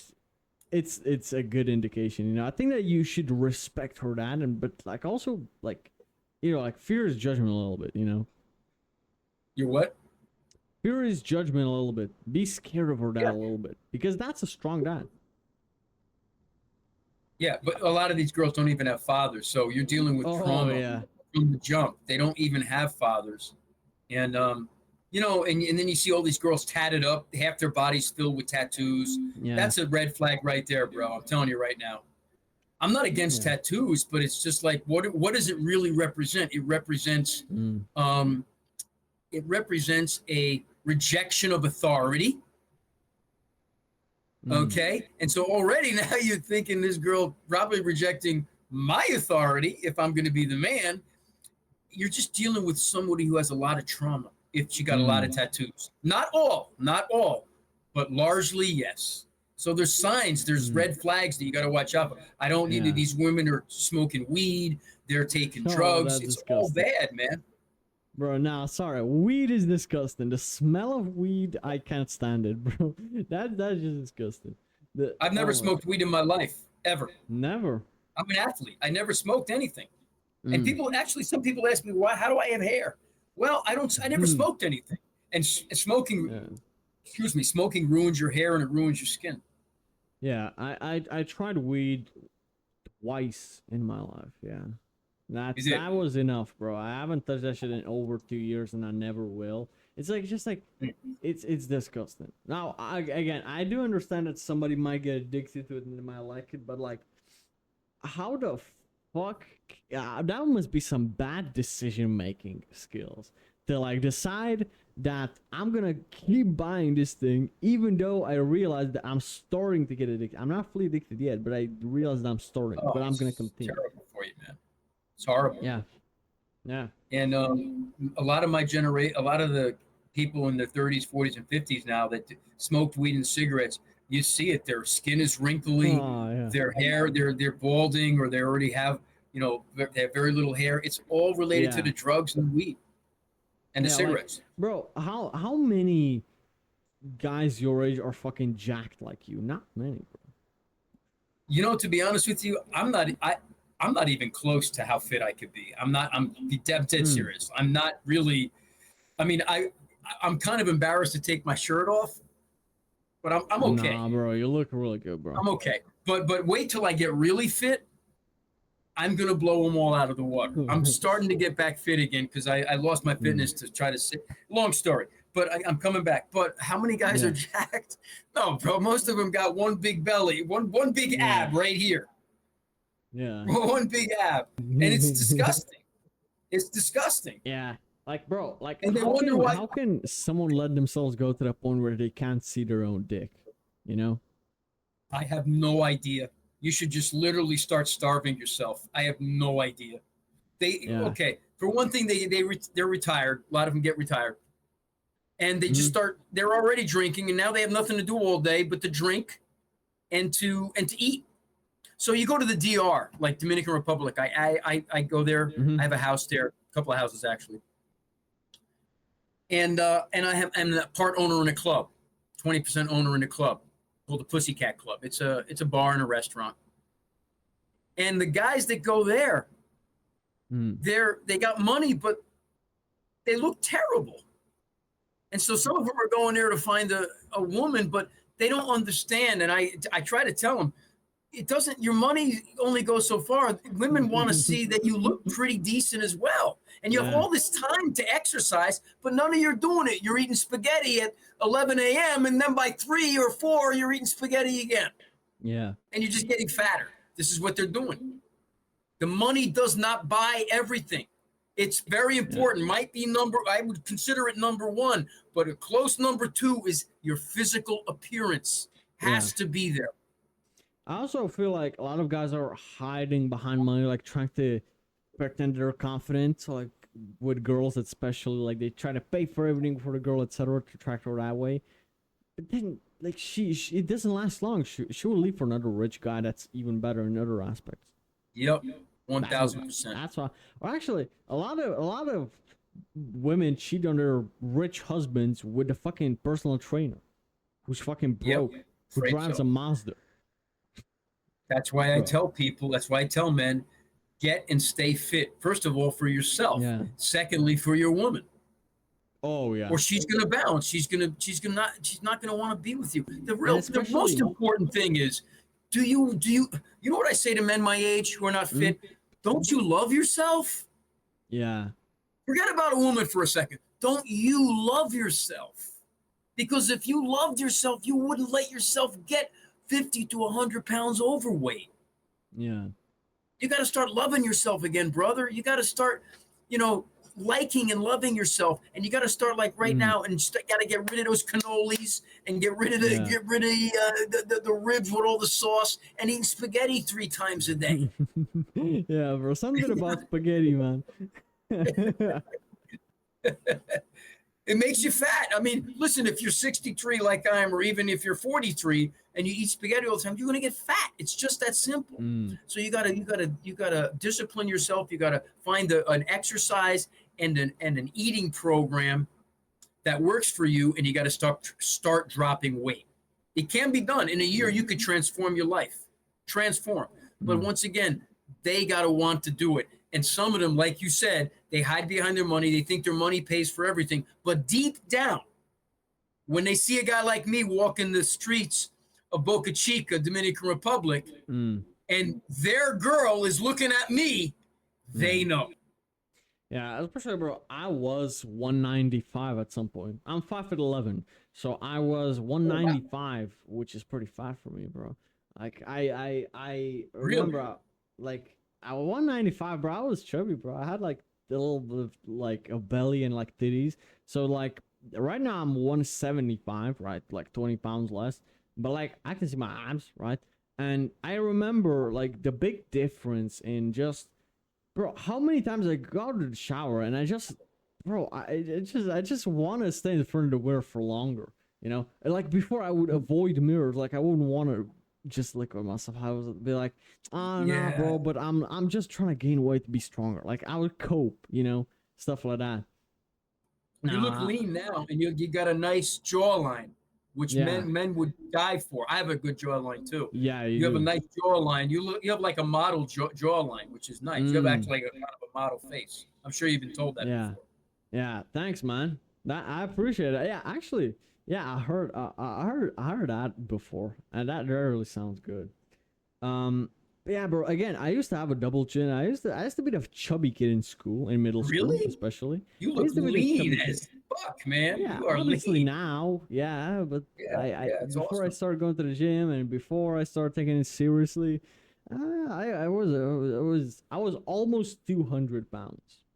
So. Yeah, for my height, that's congratulations, man. You're a great example to your generation. You cleaned it up and you dropped the weight, and now you're in the gym. It's awesome, man. And also, I didn't have to even lose that much, bro. 25 pounds, that's not that much. Like it's doable. It's doable for anyone, bro. Definitely doable. Even if I had to lose 100 pounds, might take me half a fucking year, maybe a whole year. Okay, but like, what are you gonna do? Stay that way? What is the other option? You know what I mean? If you stay away from the carbs and the sugar, and you have a lean beef, you have a beef diet. I eat lean beef. I eat bacon as well, eggs. I do a lot of protein and a lot of beef and vegetables. Yes. Cruciferous vegetables like broccoli, cauliflower, Brussels sprouts. I drink black coffee. I stay away from the carbs, man. I stay away. Yeah, I don't eat many vegetables, but I honestly, the semi-carnivore diet, like if you add eggs and cheese into it, like it's very hard to overeat on that. It's very hard to get fat whilst eating eggs that are low calories. just ground Yep. beef and sweet potato, let's say. Maybe. I'll even tell you, I'll contend to you. So you can see me. I'm obviously not fat. You know what? I can Yeah. eat all I want all day of what you said: eggs, ground beef. And what I have for lunch, I have my beef jerky here. I do my Yeah. beef jerky. I can eat beef all day, and I will, as much as I want. I will never get a paunch here. I will never. Yeah, I'll still have a exactly. flat stomach. And you know I what, tell man? people that You, just don't eat you, the carbs and stay away you from the alcohol. yeah, and you start looking forward to these meals after all. Like you actually like so many people. Oh, but I want a diet that tastes good, bro. Find a way to make the healthy food taste good, bro. Try Yes, different fucking ways of doing it, bro. Try boiled eggs, scrambled. Try, yes, try. That's the yes. main thing, bro.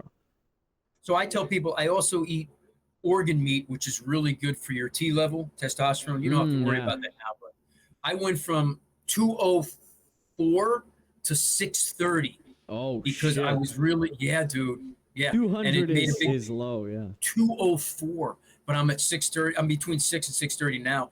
Well, I learned that if you eat uncastrated boar liver, which has naturally Mm. occurring nandrolone in it, it automatically continues to raise your T level. So in 3 months, my Mm. T went from 204. I ate that like twice a week. But my point is, people say to me, "You, how could you eat liver? You mix it with ground Mm. beef and you make it taste good. You don't Uh, just eat it straight."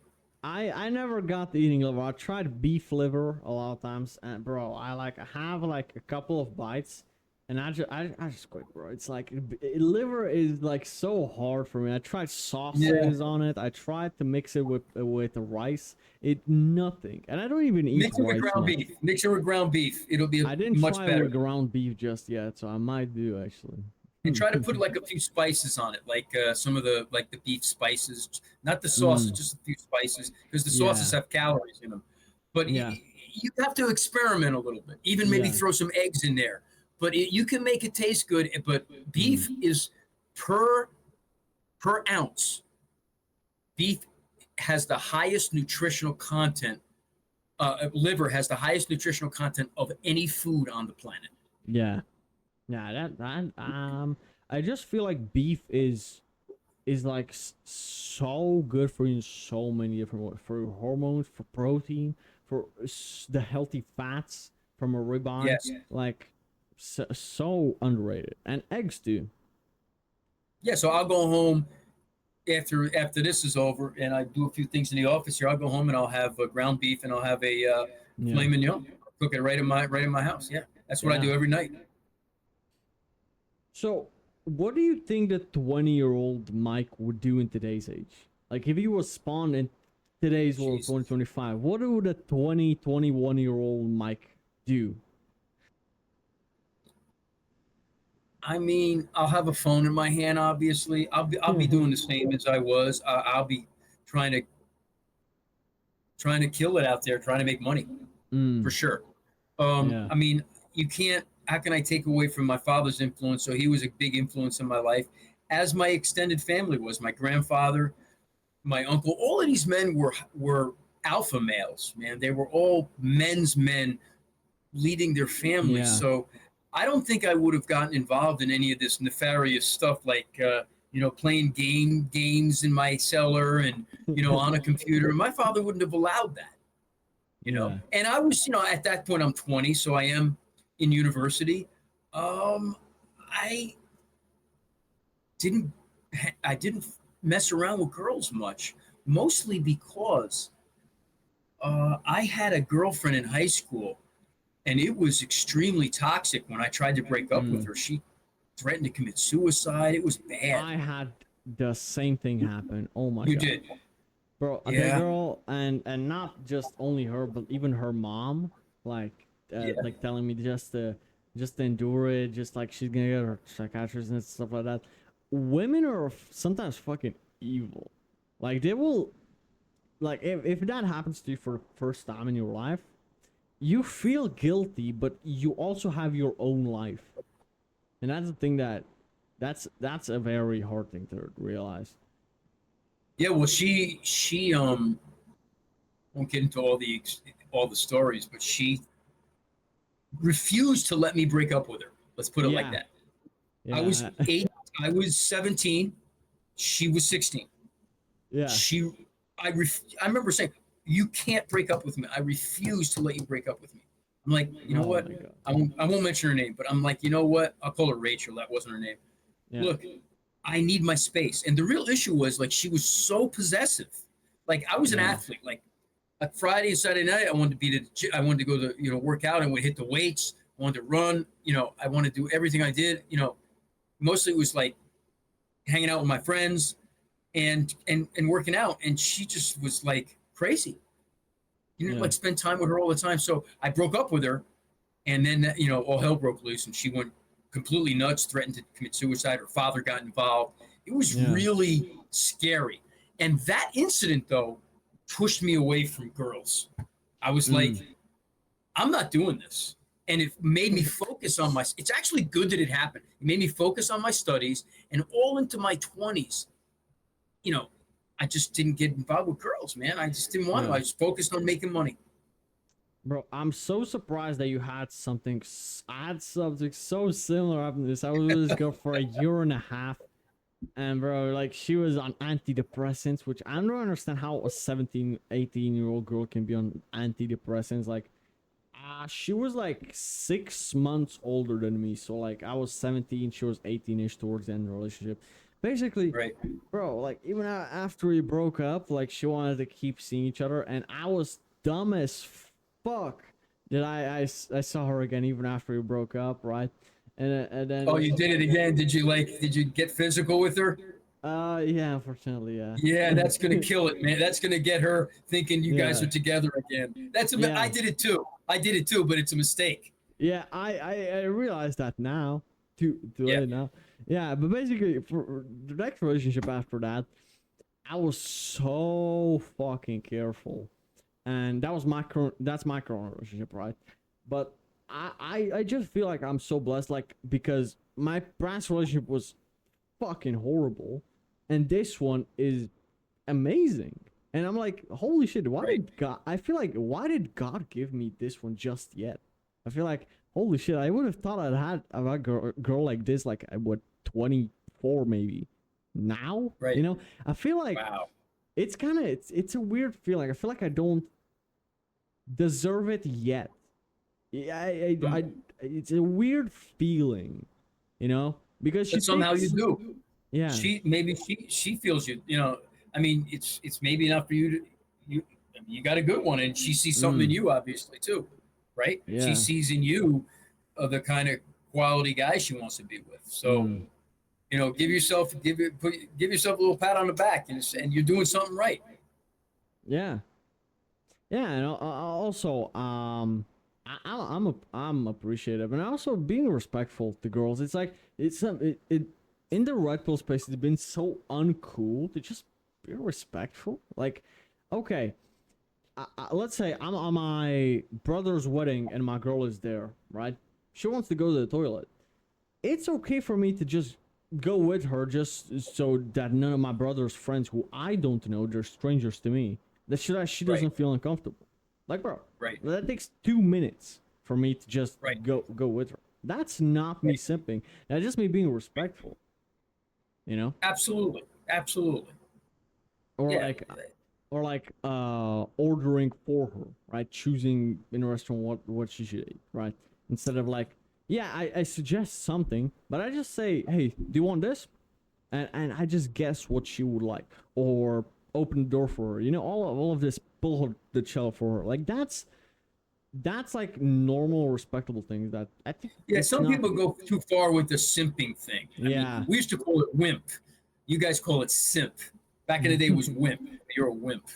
Now it's simp. Okay, but I think they do. Everybody, that's simping. Well, maybe it's not. I do get your point. I get your point. Yeah, man. Holy shit. So, why did you choose Miami? Great question, man. So about 7 or 8 years ago, so I'm a tax accountant. I'm president of an accounting firm, and I'm an IRS expert. Um, Mm. Everything from actually doing tax returns. I take what I call aggressive defensible positions. I'm a different kind of accountant. And I defend it with code, regs, tax court cases, revenue rulings, etc. So that's what I do. And I do tax audits. So I do them all over the country for high net worth people. And I had a client in Vegas who was an internet marketing guy, who was one of the top programmers for internet marketing in the country. He was making around $2 million a month. We're talking about around 2011, 2012. Jesus. Yeah, I got him out of a tax audit. Okay, he gave referrals to some people he knew about my firm, specifically me. And there were two NFL football players in Miami, ex-NFL football players who had tax audits. They called me. Make a long story short, I did tax audits for them. I saved them together, probably around 1.2 million, 1.3 million. Like 600,000 for one, 700,000 for the other. And that was that. And they were supposed to give me referrals, but they wanted to keep everything quiet because, they want everything to be private. And I always wanted to go to Miami because I know Miami has a lot of wealthy people that have IRS and tax problems and need a better tax account. So that's what brought me there, business. And so I've now, I got an office down there. I did content down there and have a marketing team down there, did a business show down there. And I'm looking for high net worth clients who have problems or are not happy with their tax account, not happy with the amount of taxes they're paying. That'll come to my firm so we can do their stuff for them. We can do their returns for them, knock their numbers down, keep them out of IRS problems, and everybody wins. Yeah. That's why I came to Miami for business. Yeah. In the process, though, I learned a lot about the Miami women, which is, and I'm going to give you a little game here. Miami women do not move without money. How come? Okay. Like what? In what sense? They don't move. They won't get they won't get off their couch. They won't come and meet you anywhere. You got to have money in your hand for them. Yeah. Really? You're not going to just find it. Yes, really. They're not Czech women. Okay. They're not Polish women. They move when there's money involved. So they don't even move. I don't even see them moving that much for young guys if they don't have money. For example, I took my marketing team, which was several very attractive young hot women. Okay, we were doing content. All right, we're going to Boxer Gym. I don't know if you heard of Boxer Gym in Miami. It's the main gym where all the content guys go, all the wealthy guys go. Wasn't that a gym where Wes Watson beat up that guy? I believe so. Yep. Yeah, Boxer then Gym. I think I do know what gym is that. Okay, so that's Boxer Gym. So I had my marketing team go there with me because we were, looking to do content there, get ourselves a presence on Instagram. You understand? Okay. So I said to the girls in the Rolls Royce we're in, we roll up in a Rolls Royce, and I said, "Now, girls, be careful. There's going to be a lot of young hamburger meat in here. Good-looking guys. I don't want you to get distracted because we're here to do content." And one of them turns to me, Alexa, the one who was in the video that went 2.7 million viral with me. She said, "Mike, don't worry. We don't care. We don't care about these young guys." I'm like, "Come on." And they all piped up like, "Mike, we don't care." And do you know what? I didn't see one of them be talking to one of the young, attractive, buff guys that was in Boxer Gym. Really? Yeah, because they need to know that you have money if you want to roll with them. That's what these modern, attractive women want. I would have thought that being in Miami already means something. No, some of these guys don't have money. Some of them do, but many of them don't. So a lot of them are fake. They're acting like they have money. Like I said, some of these guys are living with their parents, but they're rolling around in a BMW that they're paying on a note, or a Mercedes, or a Porsche. They don't really have a lot of money. They don't have any money other than the car that they're paying for, and they're living with their parents. So you got to be careful. You got to really know what you're dealing with. Just because somebody's in Mm. Miami doesn't mean they have money. Hmm. So I What learned car? that. So Speaking yeah, of cars, man, I'm a big car guy. What cars do you have? What do you drive? I got like 6 cars. So Mm.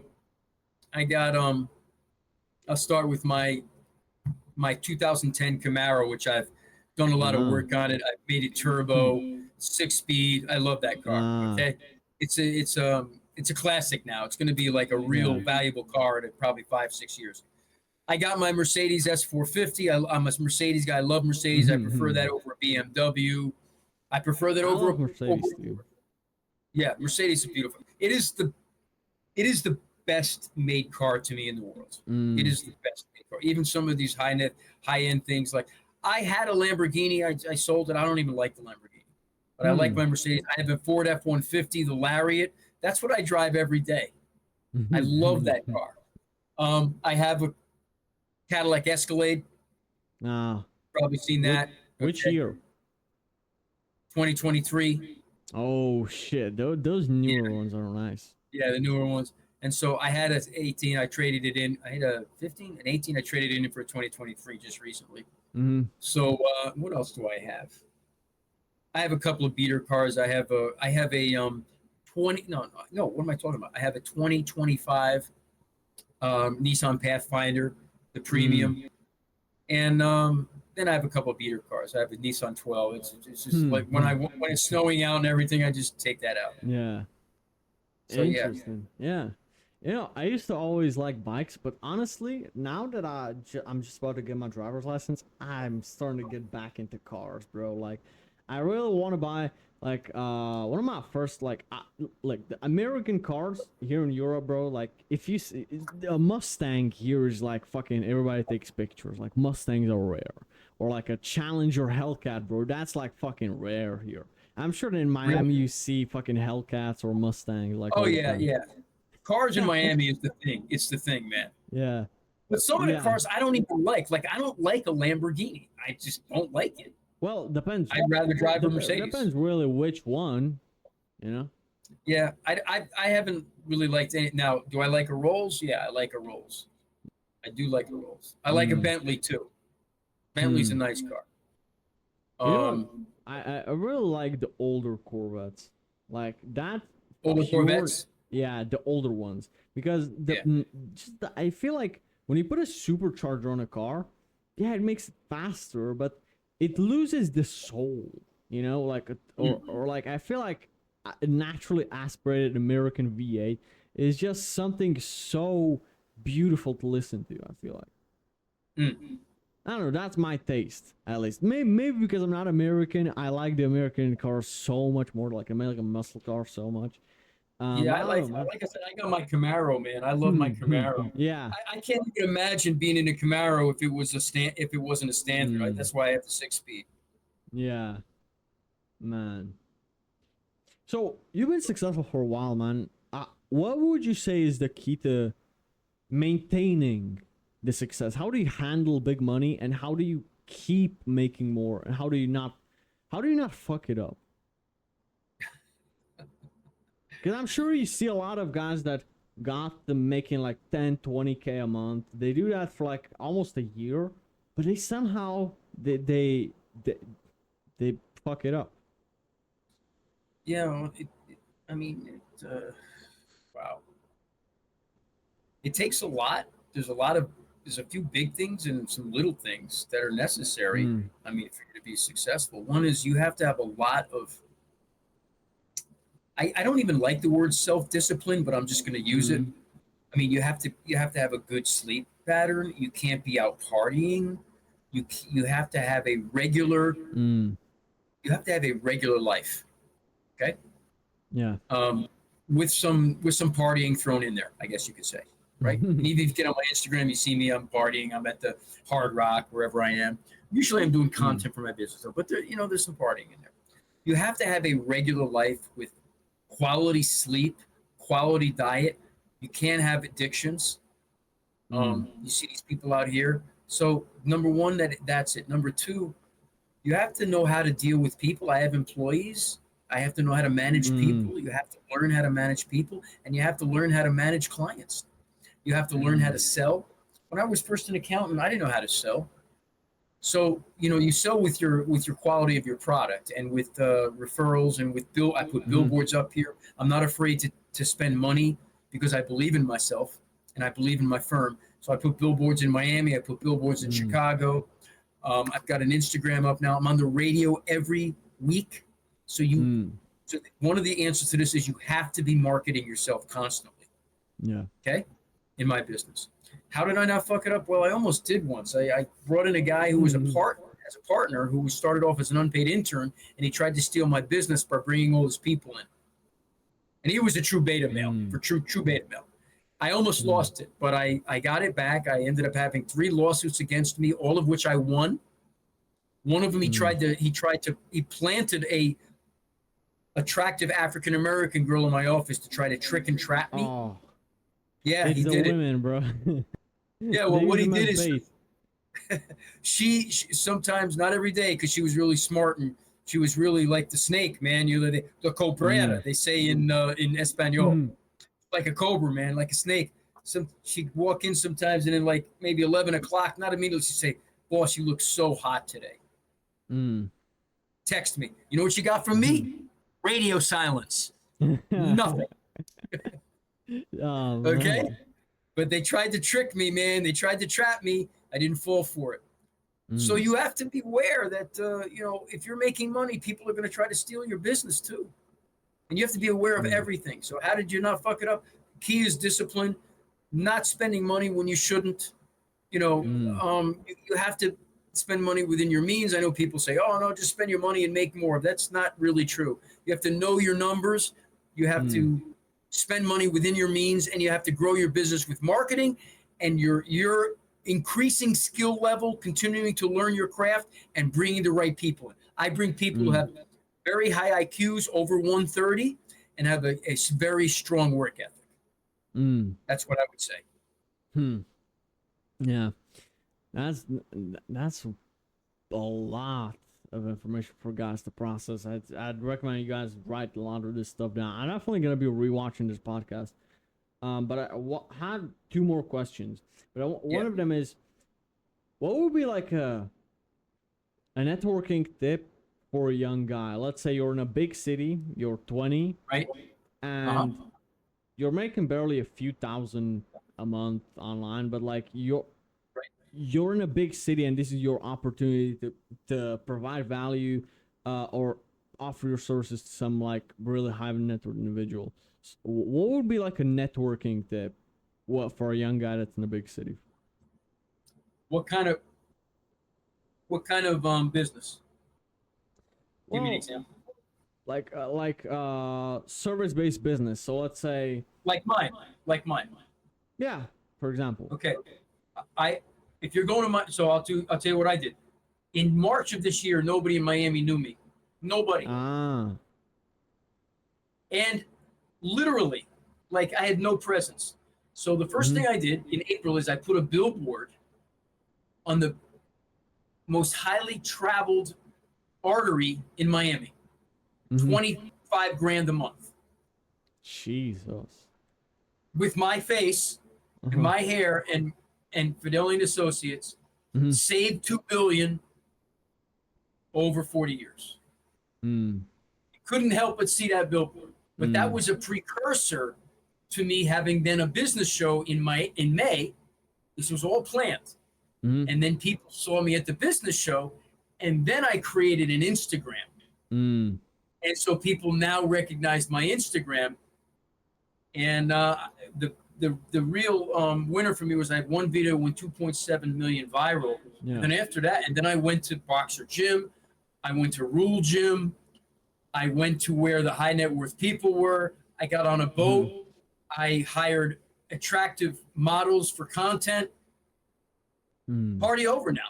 Miami knows me. And that's only 5 months later. Jesus, bro. That's his... Yeah, 5 months, not even 4 months. 4 months later. And I now have a presence in Miami, and I have several high net worth clients that I'm doing work for. Just took 4 months. Christ, man. But I spent around $400,000. Yeah. A lot of things at once, and there was some planning behind that, right? Like it wasn't just A lot of planning. coincidence. Yep, a lot Yeah, of planning behind that. The business show yeah. was planning. My brother was a part of that. He was the marketing director there. I hired quality, attractive women for content and Hmm. to be at the business show and to be with me whenever I was doing content, whether I was at Rule Yeah. Gym, Boxer Gym. We went out to dinner. If you go to my Facebook, you see we're going out to dinner. I'm asking them Hmm. good, interesting questions like, would you rather be with an ugly guy who's rich or a very attractive guy who's poor? You know, stuff like that. I Yeah. created content that is interesting, but not, and then I throw business content in there as Yeah. well. So that's what I did. And now I have a Mm. presence and now I'm continuing. And, you know, a guy like you or your friends saw me on there. And now Yeah. here we are in this podcast. And now I Yeah. have already done 2 other podcasts and I have an invitation to do 3 more. Hmm. Yeah. So that's how it happens. Wow, That's how bro. it happens. Yeah. Yeah. That's definitely one way to do it, man. Hell yeah. Yeah, that is one way to do it. So create content. I would say create an Instagram. You can't, you know, a lot of people have 400 grand to spend on marketing and billboards. But you Hmm. can create an Instagram, create a web page if you have your products there, create a web page, create an Instagram. That's Mm. critical. And try to create content that's interesting. That's Mm. interesting. I have success stories on my website, but nobody was looking at them. Now they're looking at them. Yeah. Hmm. I had a Interesting, good man. content creator. He was really interesting. He made me interesting to the Miami Mm. community. Yeah. My friend that's in Miami right now, that I found you through him basically. He's been in Miami for all of 2 months, I think. But this guy came there from Algeria. That's like a country in Africa, bro. Really? Like from Wow. Algeria, bro. So he started making a few thousand a month, so he finally got his green card approved, and he could finally move there, right? But basically, he also Wow. like didn't know many people there, right? So thankfully, through this podcast, I already had some connections in Miami, right? I know like 8 people in Miami thanks to this podcast. So when I moved there, I have a couple of people that I know at least. So I connected him with one guy that was worth like 40 or 50 million dollars, right? And he basically he offered to do some content for him, etc. That fizzled out. That didn't end up happening. But then he started doing content for some other guys. But the main thing that he said is he started doing, first of all, stuff for free. He didn't ask for money instantly. He recorded some free content. He made really Great. good videos. He recorded them with his camera, with his Great. equipment, and he even Great. edited them. And then he posted them, right? He Great. got him results, and now he's living with them, right? It's So awesome. he basically provided value first, and most guys ask for money first. You know, that's like the first thing. Like they won't Absolutely lift a wrong. finger Yep. without money, and I just feel like that's just so wrong. I don't think that the truly rich people are gonna pay someone who they've not even tested. They don't know if you're gonna bring them results or not, and also they Exactly. want to see the hustle. They want to see that you actually want it. So you don't want to see that you Yes. actually want to work 1000%. for it. I did so much. I'm glad you brought that up. I did so much when I was building my practice for free. I Mm. still do. Actually, I'll still do things for free. I'll get on a phone because I have 8,000 clients, about 8,000, a little more, when we're growing, so somebody will call up. I'll have a half-hour conversation. How much do I owe you? I said, no problem. I do normally charge if you want to spend an hour with me, $250, but now I'm going to waive this fee. I do that Mm. all the time. You came in Mm. through the radio program, or you came in through this person. I'll waive that fee.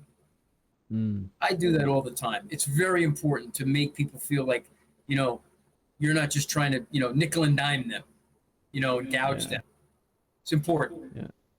Because I feel like mostly big companies try to, like, they're very strict with payments, etc. But this is what makes you Yes. human. You know, this is what makes Yes. people trust you and want to spend more Yes. money with you. So, for example, you have Walmart, we have Tesco here, right? So let's say you go to Mhm. Walmart. But let's say next to that Walmart, there's a family-owned store, and they have everything that's inside of Walmart.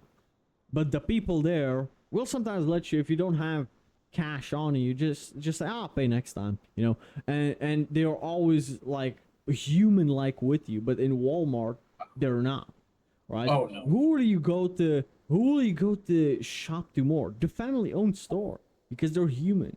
They feel Yes. more human. Yes. 1000%. All those things matter when you're building your business. Even me, when I was building my business, I took people out to dinner. I was invited to bar Mm, mitzvahs and to funerals. I went to them, birthday parties. I did all of that. I don't do much of that anymore, but I did all of that stuff to try to win customers, to show that I'm human, mm, to show that I care. That's yeah. years ago. We're talking in my early 30s when I was building my practice, but those are important things. Mm, Those when you're trying to show people who you are. yeah. Very important. People buy, let me tell you something. Typically people buy from you because they like you, not Mm, necessarily only because of your service. They buy hmm. from people that they like. Hmm. Don't forget that. People That buy from you because they like you. that actually kind of makes sense because in my bio I have the other account that's my thumbnail agency, right? And basically, whenever someone from my team basically makes a thumbnail for someone, sometimes I make it myself, right? Right? I always make sure to send voice notes as well as messages, but also send voice notes because then that puts a puts a human touch whenever I do some work for someone. So maybe I'll make 2-3 thumbnails for free, and I'll get them views on their next videos a lot more than on the previous ones on YouTube. Speaking, if I can get that result, that's still a W for me, even if I don't get paid, because that's basically for my portfolio. That's a good testimonial. So whether I get paid or not, that's already a W. But the thing is, most people actually want to pay for the second, third thumbnail. Even if I offer them for free, first of all. But I see that a lot of the bigger YouTubers, like 50,000 subscribers and up, they like the fact that the first one or two I do them for free, right? So that's from my personal experience. But I'm obviously, getting that all the time. I have people mm, constantly wanting to do marketing content for me to say I'll do this for free. yeah. I mean, it happens literally every day. I'm getting something new, not necessarily the podcast, but just wanting to, hey man, I'll make your video go viral. Blah blah blah. Here's my results. It's Mm, almost like, how do you pick one? yeah, yeah. So Yeah, how do you pick one? Do you like look at the past results of people who they've worked with and if it's credible or um, right now, I'm still trying to decide who I want to make some of my videos go viral on, like, Facebook. I have a content guy for Instagram right now. Mhm. But I have the other platforms. I'm thinking about what I want to do, and there's other possibilities. Like they want to create a webcast for me. I have a company where Mm. I just sell my services for like 250. Let's say like an IRS Hmm. investigation, and I create a webcast, and the people that are going on the webcast have to pay 250 just to get on the webcast, something like that, Hmm. and they're going to get how to they're going to get a free service for me to pull out the last 10 years transcripts of the IRS and Hmm. evaluate them and tell them whether or not they need to file any of the returns. Now, we won't file the returns, but I can tell them. It's called like a financial checkup for the Internal Revenue Service.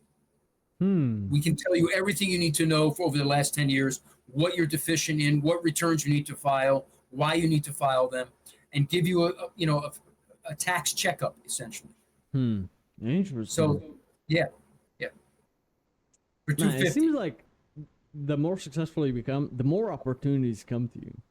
But when you're starting out, you have to go out of your way and you have to find those opportunities. Yes, you do. And I don't think that that's a coincidence. I think that God works in mysterious ways. I think that He puts this as He makes this on purpose. Oh, I had to hustle when I was young. When I Yeah, first went out, like I told you, I had to hustle, man. I had 3 jobs, really four. If you count yeah, the tax returns I did on the side, 4 jobs. I had to hustle. And when I built my own practice, I was constantly hustling. I yeah, was coming home 10, 11, 12 o'clock at night. I had young little kids, but I was building my business. And in yeah. fact, remember you said you didn't like your father first because what maybe he Mm, was too tough. My yeah. oldest son said he used to say to me, "I don't want to be like you, Dad. You work too much." He doesn't say that anymore. He doesn't say that anymore Yeah, because he gets it now. He gets it, yeah. and he's grateful. He's grateful for me. Mm, But back when he was a kid, 7 years old, he's like, "You work too much." Even though I yeah. did spend time with him, I took him fishing. I did it, but in his mind, I should have all this free time. Yeah, kids don't really understand this stuff. Even me as a kid, I didn't, right? No, no, So you I don't feel like, understand. yeah, that's one of the things that when I do become a father, hopefully within the next 5, 10 years, maybe 15, I I'm I realize that being the bad guy temporarily is more important if it's the right thing to do than making him happy now, but turning Right. him into a pussy as an adult as a result of that. Do You you know? think that do you think that your generation now, it looks like women are not interested in like building a life with you. They just want to wait at the Mm, finish line. Like, do you think in, mm, let's say, with your girlfriend here now, or you'd find a woman mm. that is willing to build a life with you Oh, rather than to say, no, excuse me, I'm just going to wait at the finish line. You build your life and I'll wait for you. nah, actually, as a matter of fact, bro, my girlfriend does thumbnails for my YouTube videos, actually, as of right now. She what? She what? She makes thumbnails on my YouTube videos on my second Oh, channel, and she oh actually like wow. helps a lot. She cooks for me whenever I'm busy. Oh my She God. always brings me gifts. Like she's always like, she doesn't Wow. understand the back end of what I do, and I don't expect her to, and I don't explain the stuff to her. But she Right. basically is, whenever I come home tired or whatever from the gym or from a long trip or whatever, she like my ex girlfriend. We will always argue about stupid shit, but with her, she is like exactly what I want. I want to get home and just have that real a girl that will just help me relax. Like how do I explain it? Like I don't want another fight when I come home, and that's exactly what happens to majority of the guys, and that's why I'm Oh man. grateful. Like I come home and I have actually peace when I come see her, right? Like she's waiting for me and she's happy to see me, and she's not talking about who's this girl or whatever small stuff that happens, whatever. Um, so yeah, I feel That's like great. it is rare, definitely, but I do still think that in some places there are still girls like that, and especially as you said, the father plays a very big role. My girlfriend loves her dad. It's He critical, died. man. He passed away 3 years ago, Oh unfortunately. wow. But she still talks about him in a very good way. She loved her dad. She still loves him to this day, and I think that's the biggest green flag. She really loved her dad so much, and she still has a lot of the standards that he put on her when he was still alive. I think that women, um, most men would agree to this. I mean, if you if you have to get a woman's pussy without peace, you can keep the pussy. I don't want it. Oh yeah, Men oh want yeah, man. peace. Men want peace. We are fighting the world every day. We are out there Yeah, going to war with the world. Women don't even understand how much we have to fight mm, and claw and scratch for everything we get because we're not born like women are. A 20-year-old woman mm, who's super hot can literally create an Instagram and be flown around the world just because of the way she yeah, looks. She could be the laziest person on the planet. Okay. But yeah. us, it doesn't matter. Even a really handsome guy like you have to work. Yeah. The chances of you getting your face, as good looking as it is, on a magazine cover and getting paid for it, is as rare as hen's Yeah. teeth, man. It's Yeah, bro. probably not There's gonna there's happen. there's no bitch out there that's gonna fly me to Dubai, bro. There you go.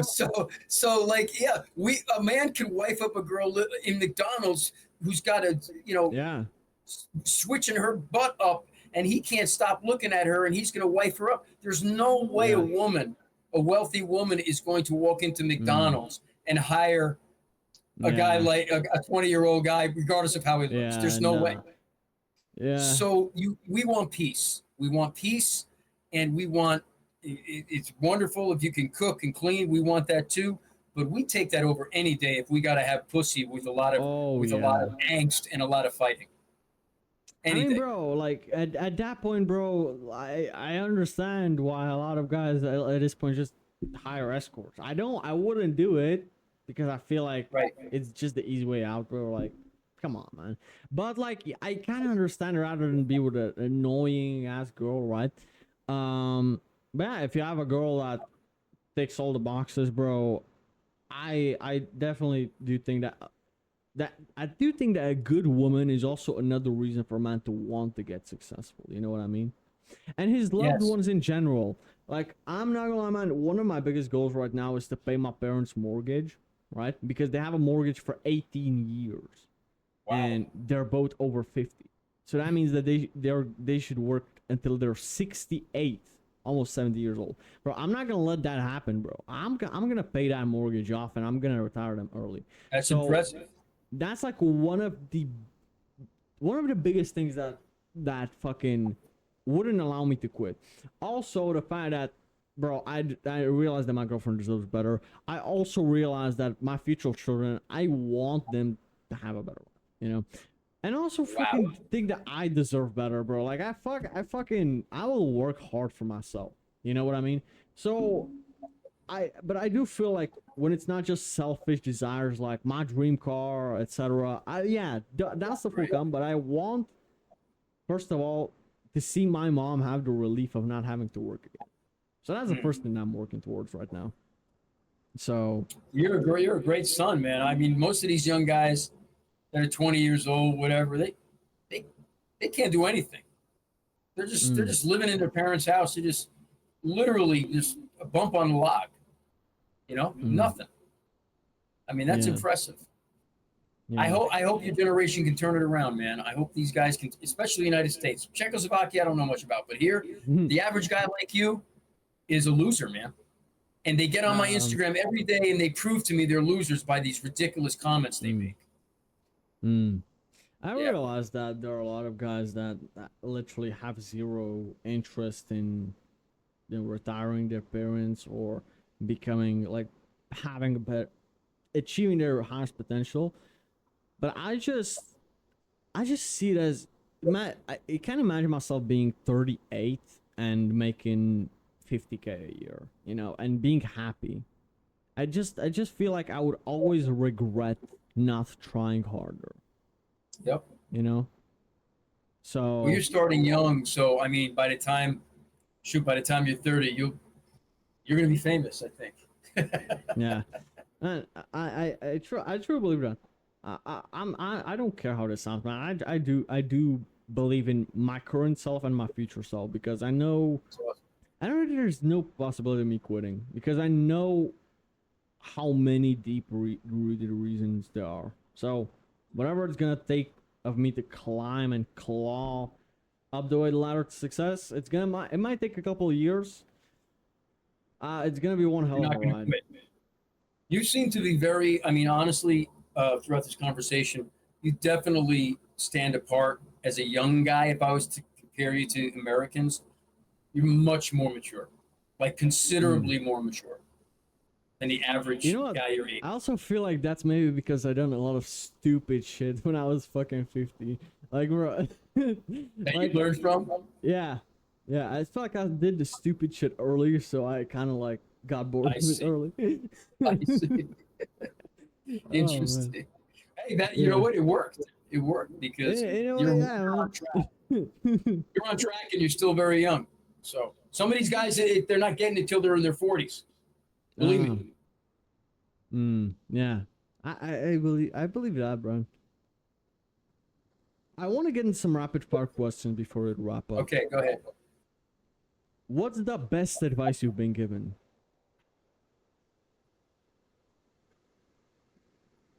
Oh, best advice I have been given is, oh, wow. You're saying rapid fire. Give me a second here. That's okay, Okay. man. Take your time. Give me a second. The best advice I've been given is,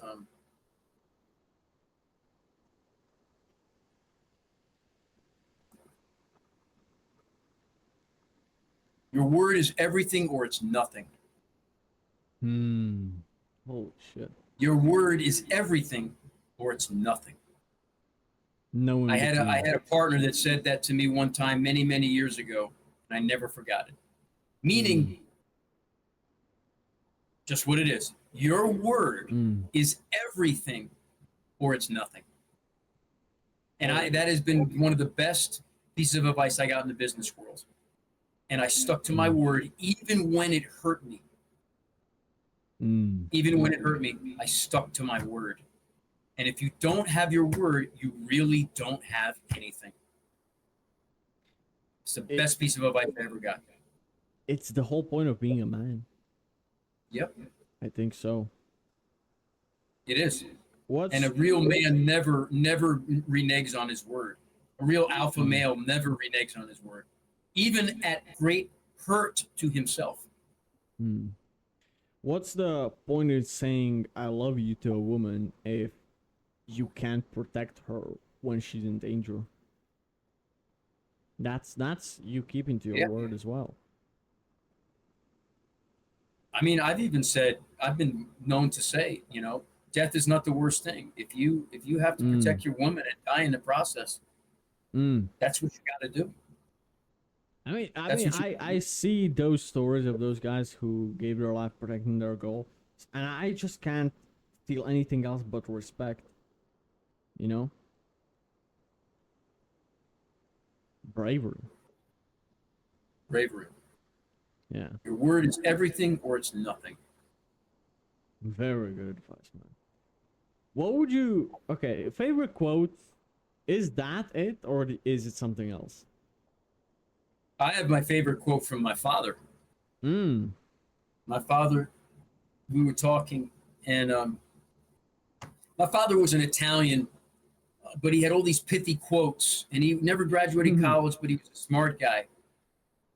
And he would just come out with stuff, and he, some of this, I think, like, he didn't even know how powerful it was. And I carry these quotes around me, but the greatest quote he ever gave me, I think we were just sitting at the, sitting watching something, and he says, well, son, you got one life, and if you do it right, you only need one. That's so powerful to me, man. You don't need 9 lives. If you do it right, you only need one. Jesus. So many people don't do it right. And it makes you realize I can really do this life right, and I really only need one.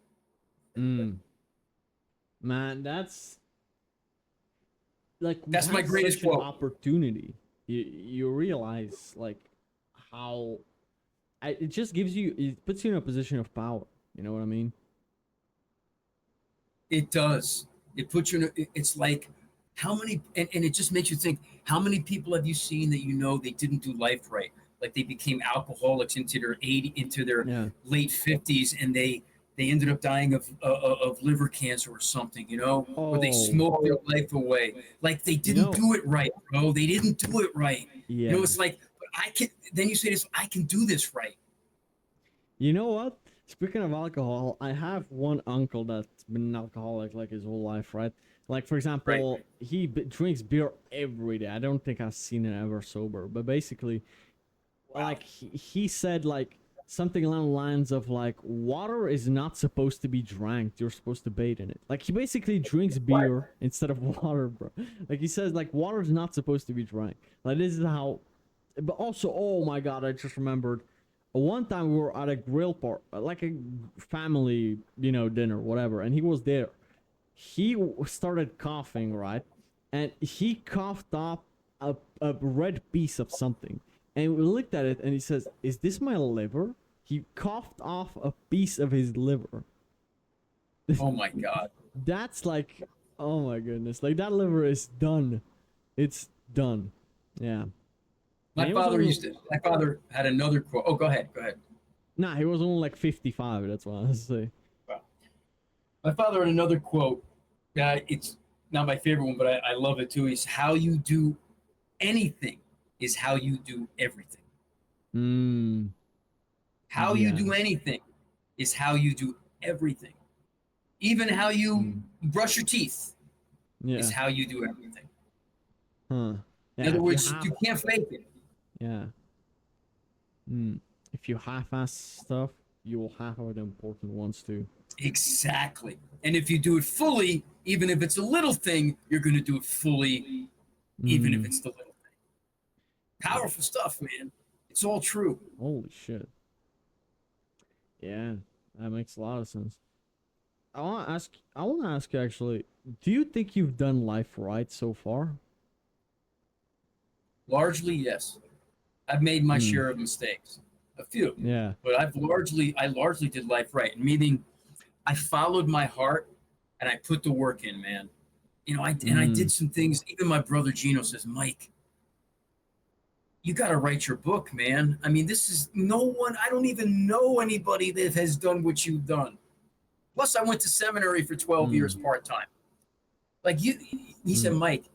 Even my own brother says to me, Mike, I have no idea how you did as many things in your life that you did Hmm. and raised two boys at the same. Like, I don't know anybody. Like, you went to Haiti, like you built an orphanage in a school, Hmm. you built and sold two accounting firms. Like, I'm still running well into my late 50s. I won a half marathon at age 58. I Yeah. train. You know what I mean? Wow. It's like you didn't do little things, Mike. Like you did some really Hmm. big things. And I said, Yeah. Gene, I have no idea, man. I have no. One thing I could say I didn't do. I didn't. I know how to get a lot done in a given day. Yeah. I know how to move fast and get a lot done. That I will say. You never quit. That's the most important thing. No, I never quit. In fact, I tell people in Haiti when it was tough, when it was hard, when things were rough with the orphanage and school and people were wrecking things and stealing things and breaking classrooms and hurting the children. Failure was simply not an option for me. I Hmm. determined it simply is not an option. Hmm. And if you decide that for yourself in what you're doing now, or anybody does, Yeah. and that failure is not an option, it won't be an option. It Hmm. won't be. Yeah. How would you describe yourself in few words?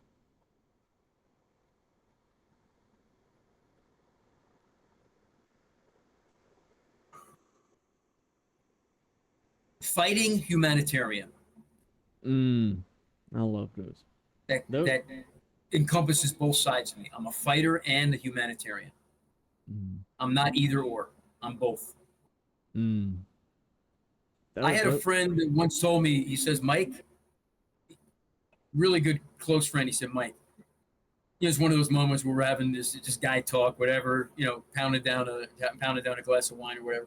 He says, Mike, I know guys that are tougher than you, and I know guys that are more compassionate than you, but I don't know anybody that is as compassionate and tough in the same person as you. That makes so much sense in a way. That's what he told me. So I say the compassionate fighter, the compassionate the fighting humanitarian. I Mm. think that he's what he said is probably true. I'm a fighter, Yeah. like I'm a really tough guy in some ways, but I have a real heart of compassion and humanitarianism. If there was only one word to combine the two. I don't know if there is a word, but I don't think so. yeah. But I'm glad you used two words. I'm glad you said two because Yeah. that So the last question I want to ask you is, yeah. let's say you're on the phone right now and the person that picks up is the 18-year-old version of you and you have 10 minutes. What are you talking to them about? Wow. The 18-year-old version of me. First, I have to go back to see what was the 18-year-old version of me. I was a serious Yeah. young guy. I was an Yeah. athlete. I just entered college. God.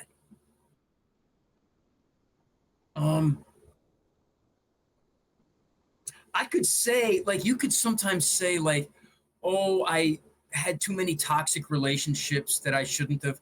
But that prepares you. Like, if I didn't have those toxic relationships, I wouldn't be the guy I am. So it's hard to say, even to say I shouldn't have made these mistakes that I made. I would say,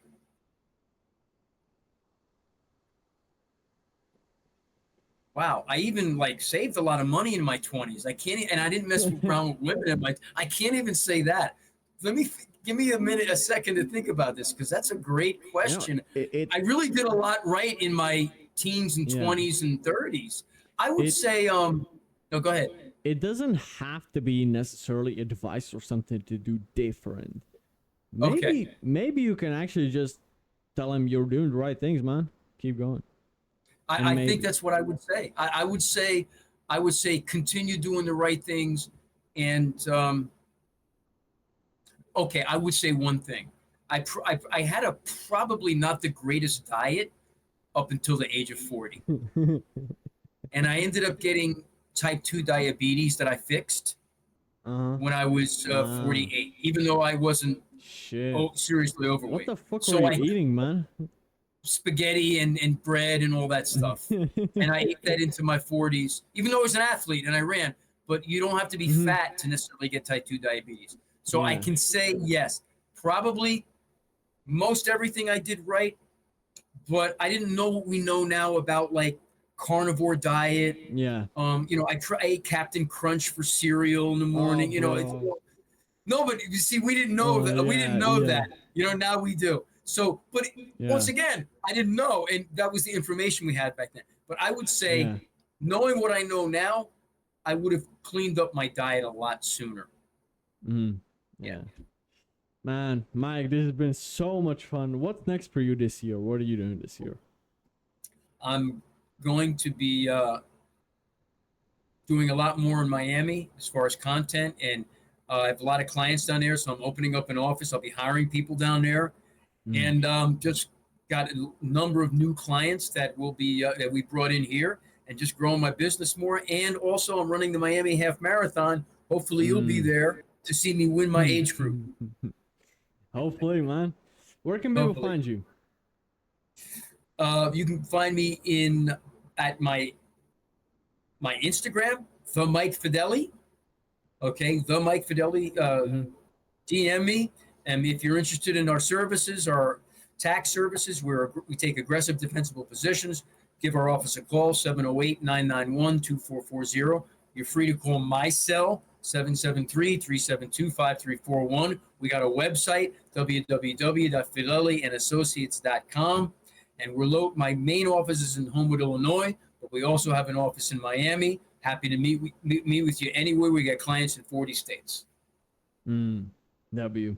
Guys, thanks a lot for watching till the end. This has been the last question with the guest, Mike Fedele. Any last message for the people watching?